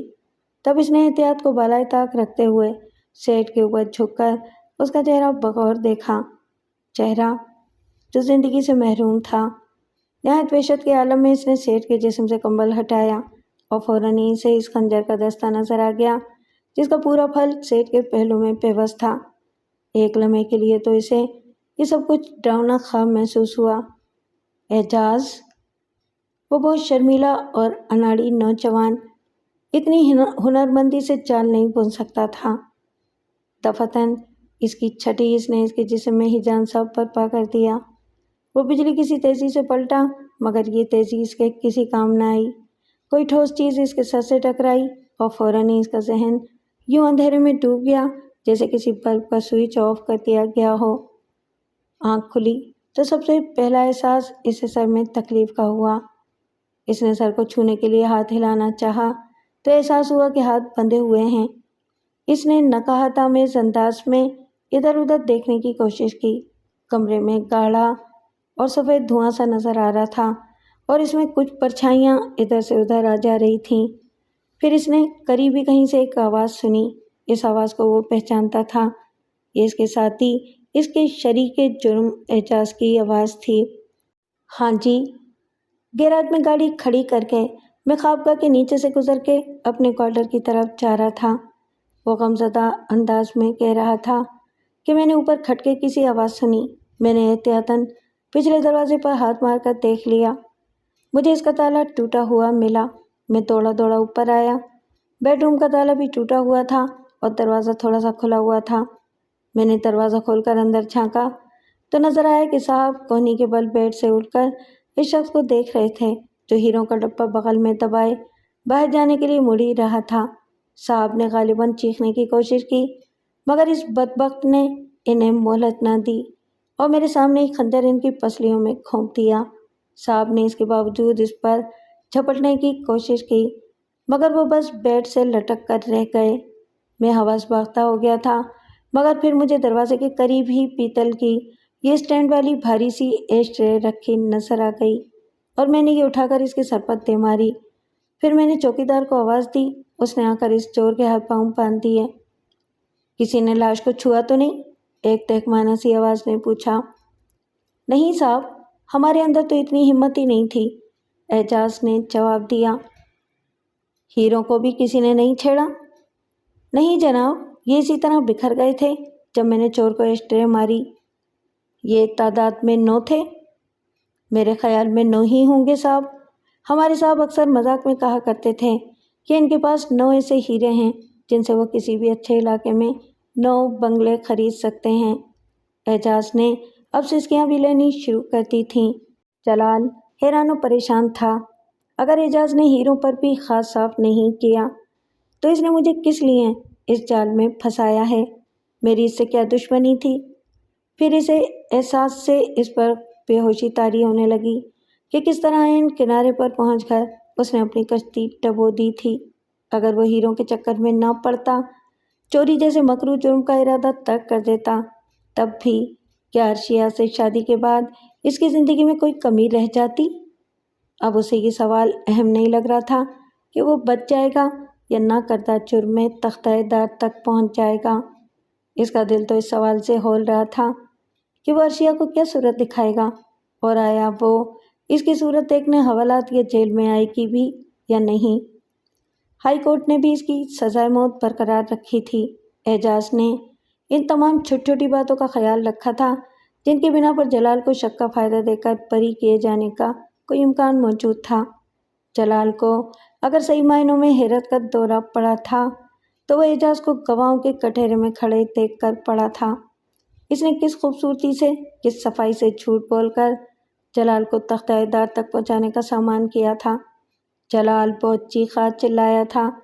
اس نے اپنے وکیل کی معرفت پوری اصل کہانی بار بار دہرائی تھی، لیکن عدالت ثبوت اور گواہوں پر یقین کرتی ہے۔ بغیر گواہ اور ثبوت کے اسے محض کہانی ہی سمجھا گیا۔ عدالت اس بات کو تسلیم کرنے پر تیار نہیں تھی کہ ہیروں کی چوری کا منصوبہ ان دونوں نے مل کر بنایا تھا اور بعد میں اعجاز نے اسے جال میں پھنسا دیا تھا۔ لیکن ہیرے جو کہ توں موجود تھے، کوئی اور چیز بھی چوری نہیں ہوئی تھی۔ جلال نے یہ بھی تسلیم کیا تھا کہ اعجاز سے اس کی کوئی دشمنی نہیں تھی۔ اپنے آقا سے اس کی کیا دعوت ہو سکتی تھی جو وہ اسے قتل کر کے الزام جلال کے سر پر ڈالتا۔ جلال کے وکیل نے سپریم کورٹ میں اپیل کی تیاری شروع کر دی تھی اور جلال کو یقین دلا دیا تھا کہ اپیل سماعت کے لیے منظور ہو جائے گی، لیکن سپریم کورٹ کا فیصلہ کیا ہوگا اس بارے میں وہ قطعاً پوری یقین نہیں تھا۔ وہ شہر کے قابل اور مشہور وکیلوں میں سے تھا، لیکن کسی مقدمے کی نوعیت ہی ایسی ہوتی ہے کہ بڑے سے بڑا قابل اور ذہین ترین وکیل بھی بے گناہ شخص کی بے گناہی ثابت کرنے میں ناکام رہ جاتا ہے۔ قانون تو اندھا ہوتا ہے، جذباتی تقریریں نہیں، شہادتیں اور ثبوت مانگتا ہے، اور سبھی جلال کے خلاف تھیں اور جو اس کے حق میں جا سکتی تھیں ان کا بھی۔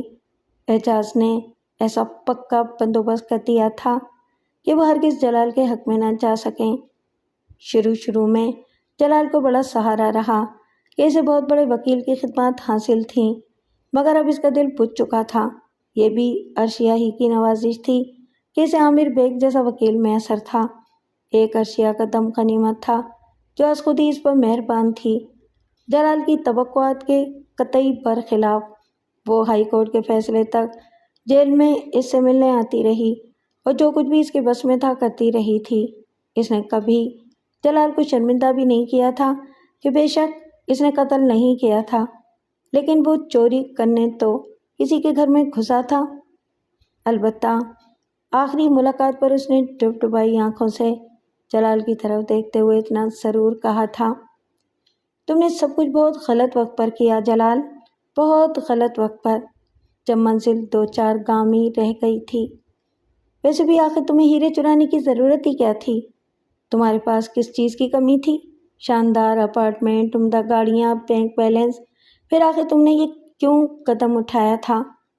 بہرحال جلال، جو کچھ میرے بس میں تھا وہ میں نے کیا، لیکن قسمت جب انسان کے خلاف ہو تو ہر جگہ ہاتھ الٹا ہی پڑتا ہے۔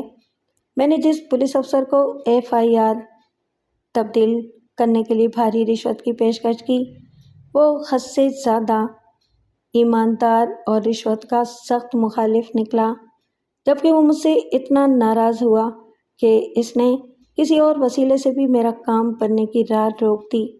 جس مجسٹریٹ پر اثر و رسوخ کا دباؤ ڈالنے کے لیے میں نے انتظام کیا، اس نے اس معاملے کو انا کا مسئلہ بنا لیا اور میرے سفارشی کو کھڑے پیروں اپنے کمرے سے باہر نکال دیا۔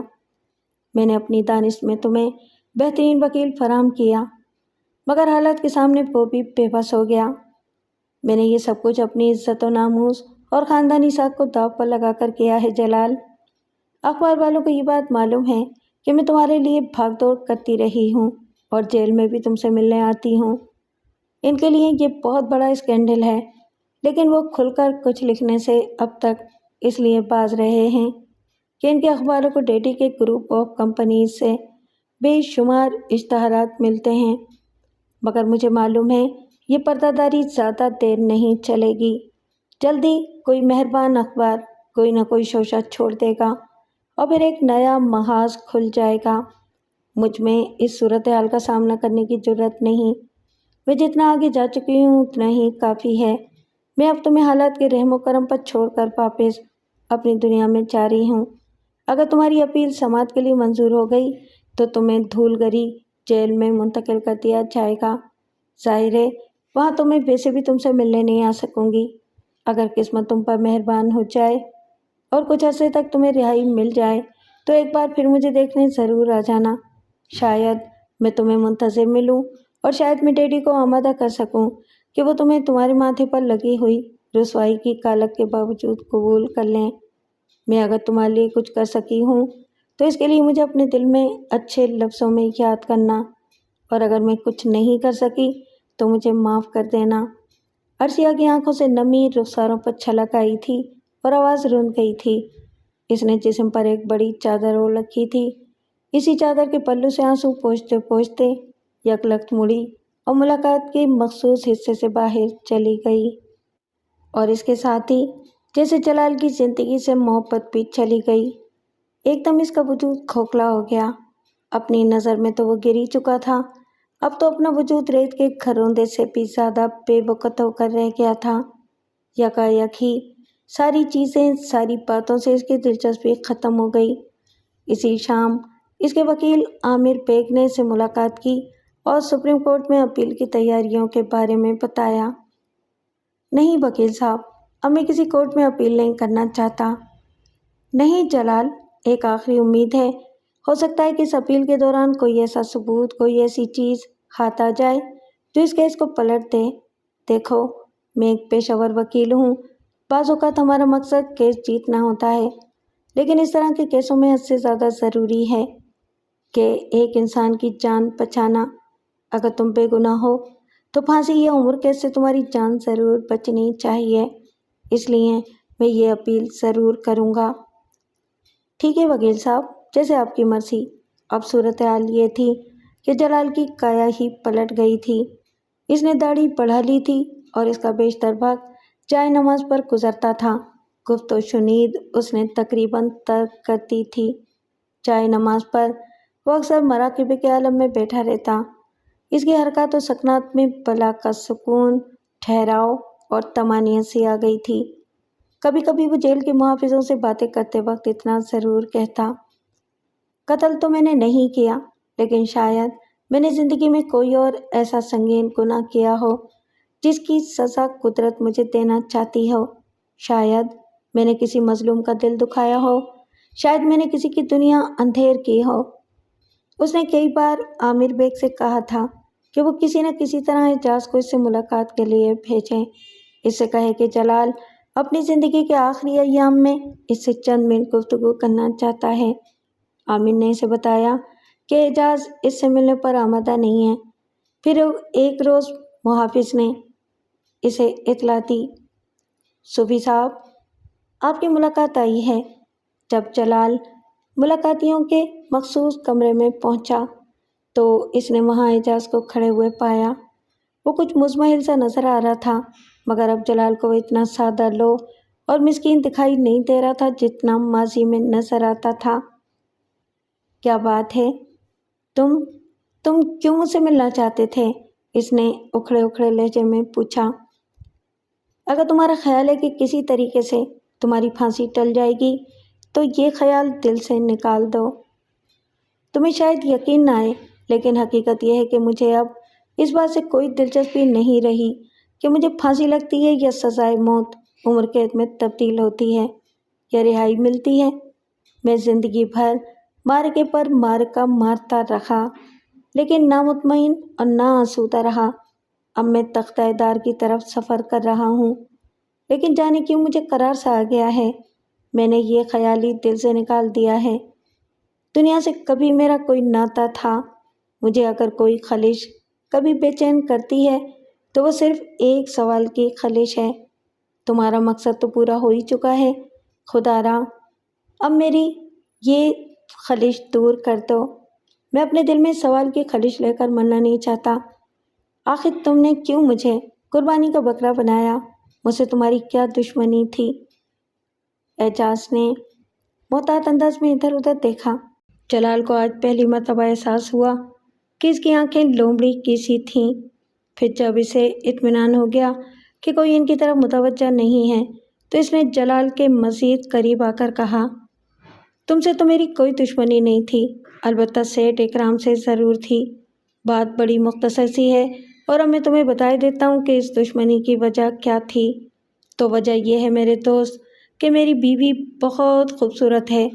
بہت کم سنی میں اس کی مجھ سے شادی ہو گئی تھی، 16-17 سال کی تھی اس وقت وہ، اور آج بھی شادی کے 3 برس کے بعد اور ایک بچے کی ماں بن جانے کے بعد بھی وہ ویسی کی ویسی ہی ہے، شوق و چنچل، حسین اور شگفتہ۔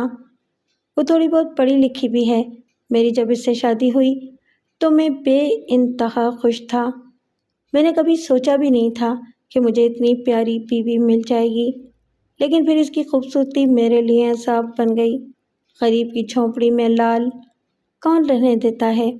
اس ادھیڑ عمر موٹے سیٹھ نے ایک مرتبہ میری بیوی کو دیکھ لیا اور اس کی رال ٹپک پڑی۔ اس نے تحفے، تحائف، روپے، پیسے اور دیگر نوازشات کا زہر اسے دینا شروع کر دیا۔ اپنی دولت کی چمک سے اس الڑ شوق اور کم سن لڑکی کی آنکھیں خیرہ کر دیں۔ چپکے چپکے وہ اس کے جال میں پھنستی چلی گئی۔ مہینہ تو مجھے پتہ ہی نہ چلا۔ میں اس کے عشق میں اتنا اندھا تھا یا میرا اعتماد اتنا معصوم تھا کہ مجھے اپنی بیوی پر کبھی شک نہ ہوا۔ میں اس کے پاس اتفاق سے کوئی ایسی چیز دیکھ لیتا جو مجھے اپنی حیثیت سے باہر کی نظر آتی تو اس کی موجودگی کا وہ جو بھی جواز پیش کرتی میں آنکھیں بند کر کے اس پر یقین کر لیتا۔ وہ راتوں کو اٹھ کر دبے قدموں کوارٹر سے نکل کر سیٹھ کی خوابگاہ میں چلی جاتی اور نہ جانے کتنی دیر وہاں رہتی اور مجھے احمق کو پتہ ہی نہ چلتا۔ اصل میں ہر چیز کے ٹیڑھے پن پر انسان کی نظر اس وقت جاتی ہے جب اس کے دل میں شک کا بیج پھوٹ پڑے۔ میرے دل میں شک کا بیج بہت دیر سے پھوٹا۔ اس نے رک کر جھجری لی اور جلال سے نظریں چراتے ہوئے مزید مدھم لہجے میں بولا، تم اندازہ نہیں کر سکتے کہ اس وقت میری کیا کیفیت ہوئی جب مجھے صورتحال کا علم ہوا۔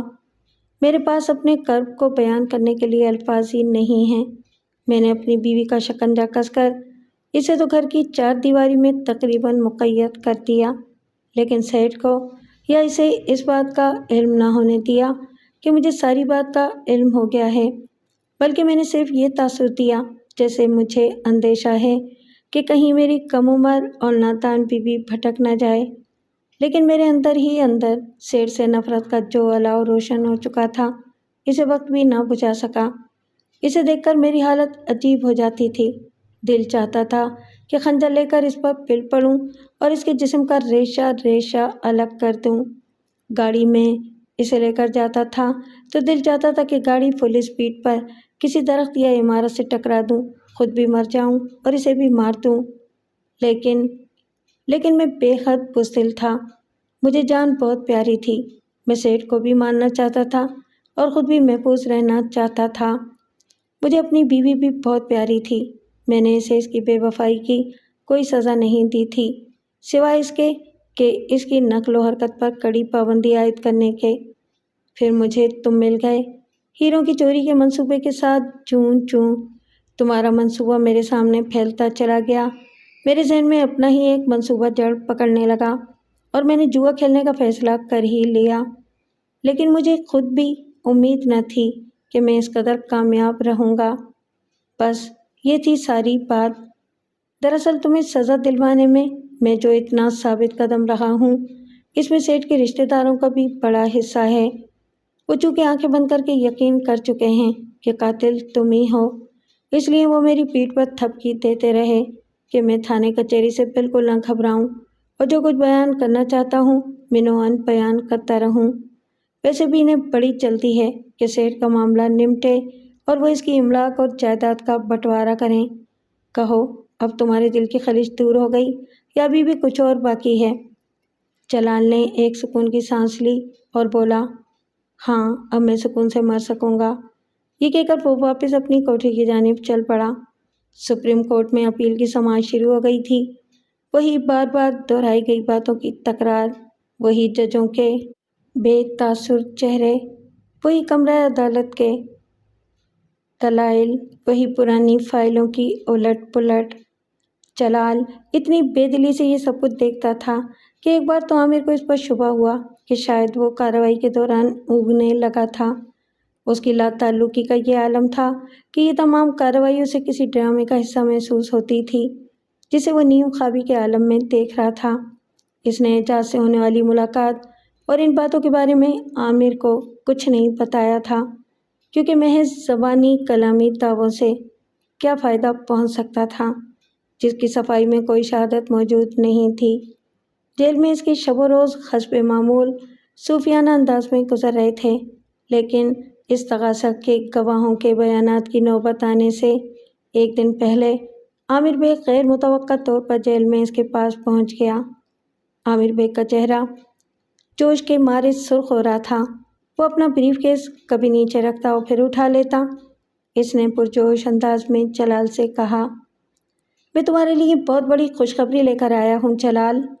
اپنی ساری پیشیاں چھوڑ کر میں صبح سفر کر کے تمہارے پاس پہنچا ہوں۔ سنو، غور سے سنو۔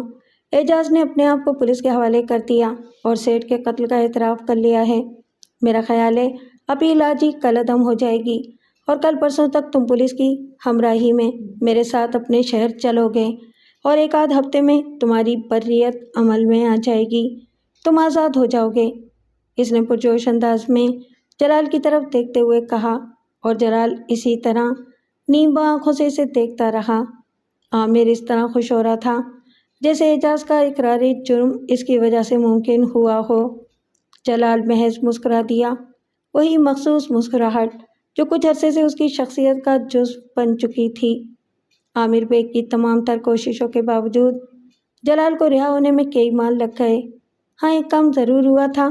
عرشیہ کے خاموشی اختیار کر لینے کے بعد اخبار خاموش نہ رہے اور انہوں نے عریشہ کی کوششوں کا ذکر کیے بغیر جلال کے کارنامے کی خبریں بڑھ چڑھ کر بیان کی تھیں۔ قتل کے مقدمے میں تو وہ بری ہو گیا تھا، لیکن اس کے بعد چوری کی نیت سے کسی کے گھر میں داخل ہونے کے مقدمے کے سلسلے میں اس کی سزا شروع ہو گئی۔ لیکن بہرحال اس سزا کے دوران اسے علم تو تھا کہ فلاں تاریخ کو وہ جیل سے رہا ہو کر باہر کی دنیا میں پہنچ جائے گا۔ پھر وہ دن بھی آ ہی گیا جب اس نے جیل کے بلند و بالا گیٹ کے چھوٹے سے دروازے میں قدم رکھا اور آزادی کی فضا میں سانس لی۔ ایک خاکی لفافہ اس کی بغل میں موجود تھا، جس میں اس کی وہ چیزیں موجود تھیں جو اس کی ملکیت تھیں اور جیل والوں نے اسے واپس کر دی تھیں۔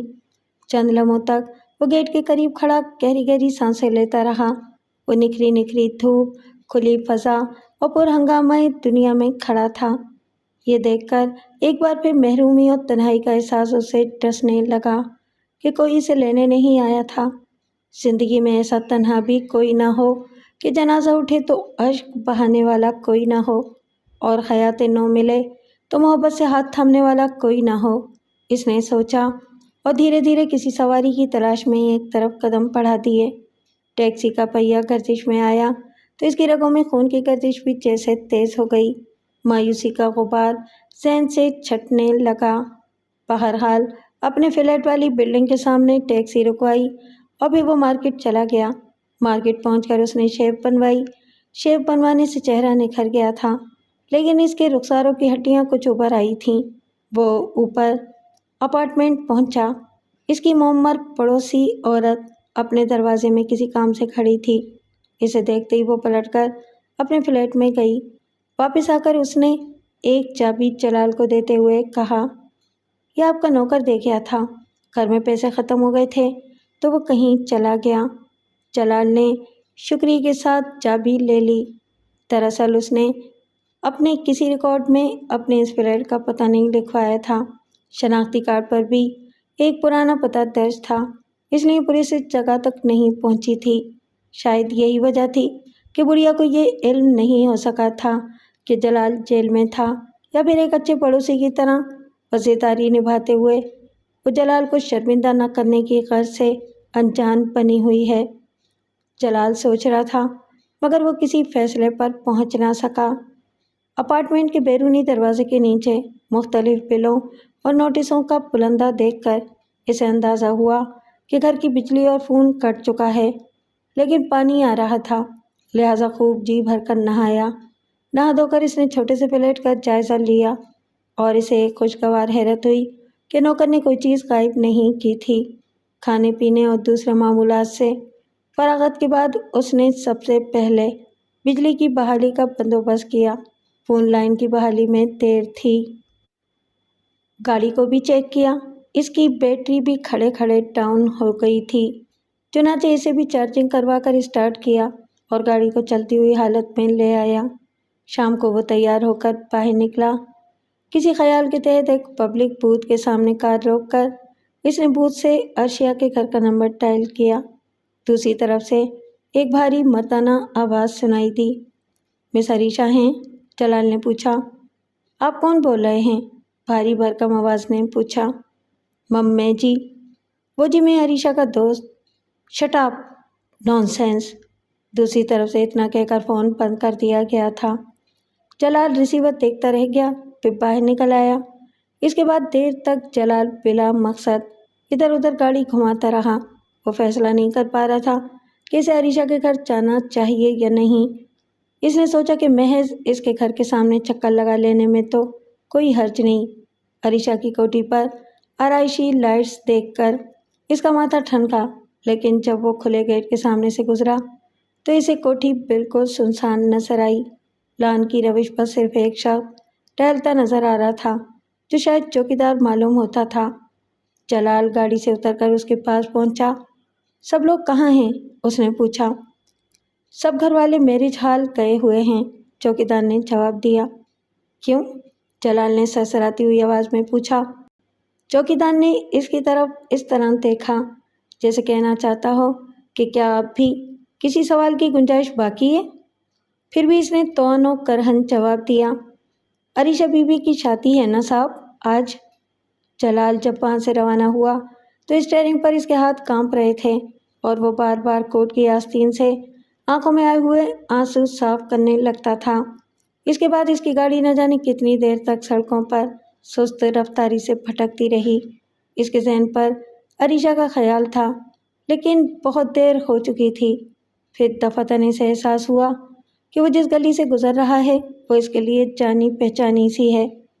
اس نے سر جھٹک کر گویا دھیان ہٹانے کے لیے ادھر ادھر دیکھا تو اسے ایک جانا پہچانا گیٹ نظر آیا۔ وہ فرازیہ کی کوٹھی کا گیٹ تھا۔ اس کے سامنے سے گزرتے ہوئے کوٹھی کی بیرونی دیوار سے جلال نے اندر دیکھا تو طویل و عریض لان پر ایک جگہ دودھیا روشنی میں اسے فرازیہ کی جھلک نظر آئی۔ وہ ایک میز کے گرد رکھی ہوئی لان چیئرز میں سے ایک پر بیٹھی تھی۔ جلال پہلے تو آگے نکلتا چلا گیا، پھر نہ جانے کیا سوچ کر اس نے گاڑی ریورس کی اور گیٹ کے سامنے رک کر اتر کر ڈرائیو وے میں چلا گیا۔ وہاں سے وہ رات کی رانی کے پودوں کو پھلانگ کر لان پر فرازیہ کی طرف بڑھنے لگا۔ فرازیہ نے دور ہی سے اسے دیکھ لیا تھا مگر کسی رد عمل کا اظہار نہیں کیا تھا۔ اس کے سامنے میز پر رنگ برنگی شیشیاں رکھی ہوئی تھیں اور وہ اپنے ناخنوں پر نیل پالش لگانے میں مصروف رہی تھی۔ جلال دونوں ہاتھ پینٹ کی جیب میں ڈالے اس کے سامنے جا کھڑا ہوا تو اس نے سر اٹھایا اور کٹے ہوئے بالوں کی لٹیں ماتھے سے ہٹاتے ہوئے کہا، کیا بات ہے، کس سے ملنا ہے؟ اس نے سخت لہجے میں پوچھا۔ فرازیہ، جلال کی آواز خلق میں پھنسنے لگی۔ وہ مزید کچھ نہ کہہ سکا۔ اس نے مسکرانے کی کوشش کی مگر اس میں بھی کامیابی نہ ہوئی۔ ہونٹ جیسے پتھرا گئے تھے۔ میں یہ پسند نہیں کرتی کہ اجنبی یوں بے تکلفی سے مجھے مخاطب کریں یا یوں لان پر کلانچے بھرتے میرے قریب چلے آئیں، فرازیہ نے پہلے سے زیادہ سخت اور بے محل لہجے میں کہا۔ مناسب اور مہذبانہ طریقہ یہ ہے کہ آدمی گھنٹی بجائے، نوکر کے ہاتھ پیغام بھجوائے اور اگر اسے بلایا جائے تب اندر آئے، ورنہ اپنی راہ لے۔ اپنے پاس ہی رکھو اپنے آداب اور تہذیب، جلال نے سنبھل کر ایسے لہجے میں کہا جس میں غصہ بھی تھا اور اس کی مجروحانہ کی کراہیں بھی۔ غصے میں اس نے ایک لان چیئر کو ٹھوکر بھی مار دی، کرسی الٹ کر دور جا گری۔ فرازیہ نیل پالش کی شیشی اور برش پٹک کر اٹھ کھڑی ہوئی۔ وہ غصے سے کانپ رہی تھی۔ اس نے زور سے اپنے نوکروں کو آواز دی مگر کسی نوکر کے نمودار ہونے سے پہلے ہی جلال مڑا اور لمبے لمبے قدم اٹھاتا ہوا گیٹ کی طرف چل دیا۔ اس کے اپارٹمنٹ کی تمام سہولیات بحال ہو گئی تھیں مگر اس کے باوجود زندگی سے اس کا رابطہ تمام تر کوششوں کے باوجود بحال نہیں ہوا۔ اس کے من میں بدستور اندھیرا تھا، اس کا دل بجھ گیا تھا۔ اسے نیا نوکر بھی مل گیا تھا اور تب سے تو اس نے اپارٹمنٹ سے قدم ہی نہیں نکالا تھا۔ روزانہ وہ بالکونی میں کرسی ڈال کر بیٹھ جاتا اور کھوئی کھوئی نظروں سے رواں تواں ٹریفک کو دیکھتا رہتا۔ اس کا بیشتر وقت وہیں گزرتا، اس وقت بھی جب کہ شام کا دھندلکا پھیل چکا تھا اور وہ وہیں بیٹھا تھا۔ دفعتاً کال بیل نے اسے چونکا دیا۔ پچھلے دنوں میں کوئی بھی اس سے ملنے نہیں آیا تھا۔ چند لمحے بعد نوکر نے اسے اطلاع دی کہ کوئی عورت اس سے ملنا چاہتی ہے۔ وہ پورے اشتیاق انداز میں اٹھ کر ڈرائنگ روم کی طرف لپکا مگر نوکر نے عورت کو ڈرائنگ روم میں نہیں بٹھایا تھا۔ وہ بیرونی دروازے کی طرف بڑھا۔ وہ عورت راہداری میں ہی کھڑی تھی اور نہ تو عریشہ بلند اقبال تھی اور نہ ہی فرازیہ انعام احمد۔ وہ شاید کوئی بھکارن تھی۔ مفلوق الحالی نے سر سے پاؤں تک اس کے وجود کو ڈھانپ رکھا تھا۔ اس کے کپڑے میلے، بال پریشان اور گرد میں اٹے ہوئے، ہونٹوں پر پپڑیاں اور آنکھوں میں ویرانی تھی۔ اس کی گود میں ایک بچہ تھا۔ اس کے کپڑے موسم کے لحاظ سے ناکافی اور میلے چیکٹ تھے۔ اس کی ناک بہہ رہی تھی اور میل زدہ رخساروں پر آنسوؤں کی لکیریں تھیں۔ عورت کا چہرہ بتاتا تھا کہ زیادہ پرانی بات نہیں کہ ان لبوں کی لالی گلاب کی پنکھڑیوں کو شرماتی تھی۔ ان آنکھوں میں ستارے جھلملاتے تھے، ان رخساروں پر شفق پھوٹتی تھی، اس مانگ میں افشاں چمکتی تھی اور ان زلفوں کی گھنیری چھاؤں میں محبت سستاتی تھی۔ جلال نوکر کو آواز دینے ہی لگا تھا کہ وہ اس عورت کو 5-10 روپے دے کر رخصت کر دے مگر اسی لمحے عورت کے خشک ہونٹ کپ کپائے اور وہ آنسوؤں سے بھیگی ہوئی آواز میں بولی، میں بڑی مشکل سے آپ کا پتہ لگاتی ہوں اور ڈھونڈتی ڈھانڈتی ہوئی یہاں تک پہنچی ہوں جلال صاحب۔ جلال کو حیرت ہوئی کہ وہ اسے اس کے نام سے مخاطب کر رہی تھی۔ عورت نے اس کی آنکھوں میں ابھرتا ہوا سوال پڑھ لیا تھا۔ دیوار کا سہارا لیتے ہوئے وہ بولی، میں سیٹھ صاحب کی ڈرائیور اعجاز کی بیوی ہوں۔ بیوی کیا، بیوہ ہی سمجھیے۔ آپ نے شاید اخبار میں پڑھا ہو کہ 3 دن کے بعد اسے پھانسی دی جانے والی ہے۔ میں ہی وہ عورت ہوں جس نے اسے تختہ دار تک پہنچایا ہے، لیکن اگر میں ایسا نہ کرتی تو زندگی بھر دوہری اذیت میں مبتلا رہتی۔ اب اگر میرا ضمیر مجھے ملامت کرتا ہے تو صرف اپنے کردار کی لغزش پر ہی کرتا ہے، لیکن کم از کم یہ اطمینان تو ہے کہ اصل قاتل پھانسی کے تختے پر پہنچ رہا ہے، خواہ وہ میرا شوہر ہی ہے۔ کیا مطلب ہے آپ کی باتوں کا؟ میں سمجھا نہیں، جلال نے عجیب سے لہجے میں کہا۔ عورت نے اپنی میلی سی چادر سے آنکھیں پونچھیں اور لرزتی ہوئی آواز میں بولی، میں نے اس وقت اخبار میں آپ کی تصویر دیکھی تھی جب آپ کو پھانسی کی سزا سنائی گئی تھی، اور تب سے میری راتوں کی نیند حرام ہو گئی تھی۔ مجھے معلوم تھا کہ سیٹھ صاحب کا قاتل اعجاز ہے اور اس کے حصے کی سزا ایک بے گناہ کو مل رہی ہے، لیکن میں کچھ کرنے سے معذور تھی۔ کرتی بھی تو کیا؟ کون میری بات پر یقین کرتا جبکہ آپ پوری طرح پھنس گئے تھے؟ اب اعجاز نے مجھے تالے کنڈیوں میں بند کر رکھا تھا، لیکن میں نے تانے تشنوں سے اس کا جینا حرام کر دیا۔ اٹھتے بیٹھتے میں آپ کی تصویر اس کے سامنے کر دیتی اور کہتی، دیکھ تو صحیح کیسا خوبصورت جوان ہے یہ بھی کسی ماں کا لال ہوگا، کسی کا دل برو دلدار ہوگا، کسی کا چہیتا ہوگا، کسی کی آرزوؤں کا مرکز ہوگا، اور یہ محض تجھ جیسے مکار اور بزدل کے کیے کی بھینٹ چڑھ جائے گا۔ اس بھری جوانی میں موت کی نیند سو جائے گا، اور وہ بھی ایسے جرم کی سزا میں جو اس نے کیا ہی نہیں۔ ٹھیک ہے، میں بھٹک گئی تھی، لیکن اگر میری لغزش سے تیری غیرت پر ایسی ہی چوٹ لگی تھی تو مجھے مار دیتا، اور اگر سیٹھی کو مارا تھا تو سینہ تان کر اس کی سزا میں پھانسی چڑھ جاتا۔ مگر تو لومڑی کا بچہ ہے، مکار اور منحوس۔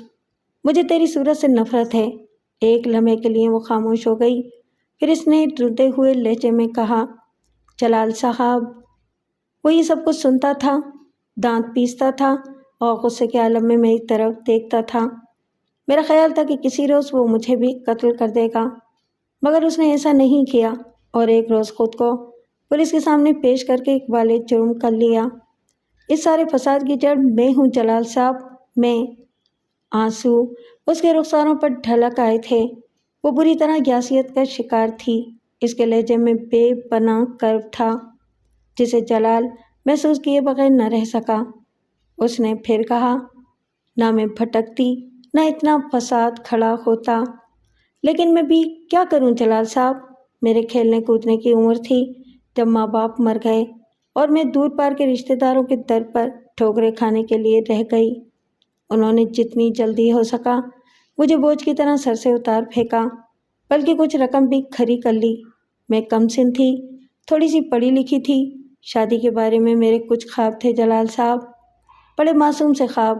میں کسی پڑھے لکھے تعلیم یافتہ شخص کی بیوی بننے کے خواب دیکھتی تھی، کیونکہ بچپن ہی سے میری سہیلیاں اور استانیاں مجھے احساس دلاتی رہتی تھیں کہ میں بڑی حسین ہوں۔ میرا بیاہ کسی بابو صاحب سے ہوگا، لیکن پھر میری شادی ایک کالے کلوٹے ڈرائیور سے کر دی گئی جو تقریباً 24 گھنٹے سیٹھ صاحب کی خدمت میں حاضر رہتا تھا۔ گھر میں غربت و افلاس کے سائے تھے۔ تقریباً ساری تنخواہ وہ گاؤں اپنے ماں باپ کو بھیج دیتا تھا، اور تنخواہ بھی کیا ہی ملتی تھی۔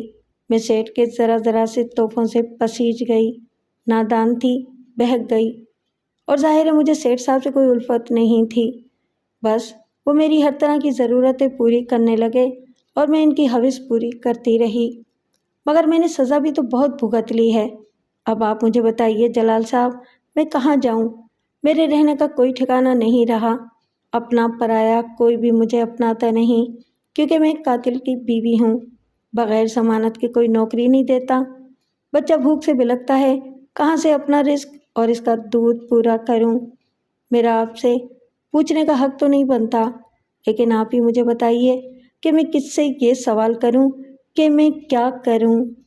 وہ جیسے ہی جان کے عالم میں بولتی جا رہی تھی۔ ہی جان ختم ہوا تو وہ رونے لگی تھی۔ جلال عجیب سے عالم میں اسے دیکھتا رہا تھا۔ اس نے عورت سے مخاطب ہوتے ہوئے کہا، دیکھو لڑکی یا عورت یا جو بھی تمہارا نام ہے، مجھے یوں لگتا ہے جیسے میری اور تمہاری کہانی ملتی جلتی ہے۔ میں بھی اس زندگی میں اکیلا ہوں۔ میں نے جرم کی دنیا اپنائی، چھوٹے موٹے جرائم کیے جن میں کچھ تھوڑا بہت کما بھی لیا، یہ فلیٹ اور گاڑی وغیرہ حاصل کر لی۔ پھر میری ایک جگہ بات چل رہی تھی کہ میں بھی بھٹک گیا۔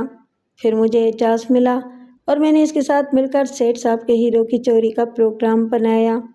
پھر اس پر عمل بھی کر ڈالا، لیکن اعجاز کے ذہن میں سیٹھ صاحب کی موت کا پلان ترتیب پا چکا تھا۔ اس نے بڑی محنت سے سیٹھ صاحب کے قتل کے الزام میں مجھے پھنسا دیا۔ دنیا کی ہوس میرے اندر بھی تھی اور اسی ہوس نے مجھے ہیرے چرانے پر مجبور کر دیا، لیکن مجھے اندازہ نہیں تھا کہ میں اس طرح قتل کے الزام میں پھنس جاؤں گا۔ میرے کئی بار بلانے پر ایک دفعہ اعجاز میرے پاس جیل میں ملنے آیا اور اس نے مجھے اس قتل کی تمام وجہ بتائی، لیکن ظاہر ہے میرے پاس اس کے اس اقرار جرم کا کوئی ثبوت نہیں تھا۔ میں جیل میں اپنی زندگی کے دن گن رہا تھا۔ میرے وکیل نے سپریم کورٹ میں اپیل دائر کر دی، لیکن مجھے یقین تھا کہ کوئی فائدہ نہیں ہے، مجھے پھانسی ہو کر رہے گی۔ پھر ایک دن صبح میرا وکیل میرے پاس آیا اور اس نے بتایا کہ اعجاز نے پولیس کے سامنے پیش ہو کر اقرار جرم کر لیا ہے، اور پھر میرے وکیل کی کاوشوں سے میں جیل سے باہر آ گیا اور اب اعجاز کو پھانسی ہو جائے گی۔ لیکن میری ایک درخواست ہے تم سے، جلال نے کہا۔ عورت کچھ دیر کے لیے اپنا رونا بھول کر اس کی صورت دیکھنے لگی تھی۔ جلال نے پھر کہا، اگر ہو سکے تو تم مجھے اپنا لو۔ کیا کہا آپ نے؟ جو تم سن رہی ہو وہی کہا۔ دیکھو، ہم دونوں دنیا کی چمک میں اپنی ڈگر سے بھٹک گئے تھے، لیکن اب ہماری زندگی میں کچھ بھی نہیں رہا۔ نہ اس دنیا میں تمہارا کوئی ہے، نہ میرا۔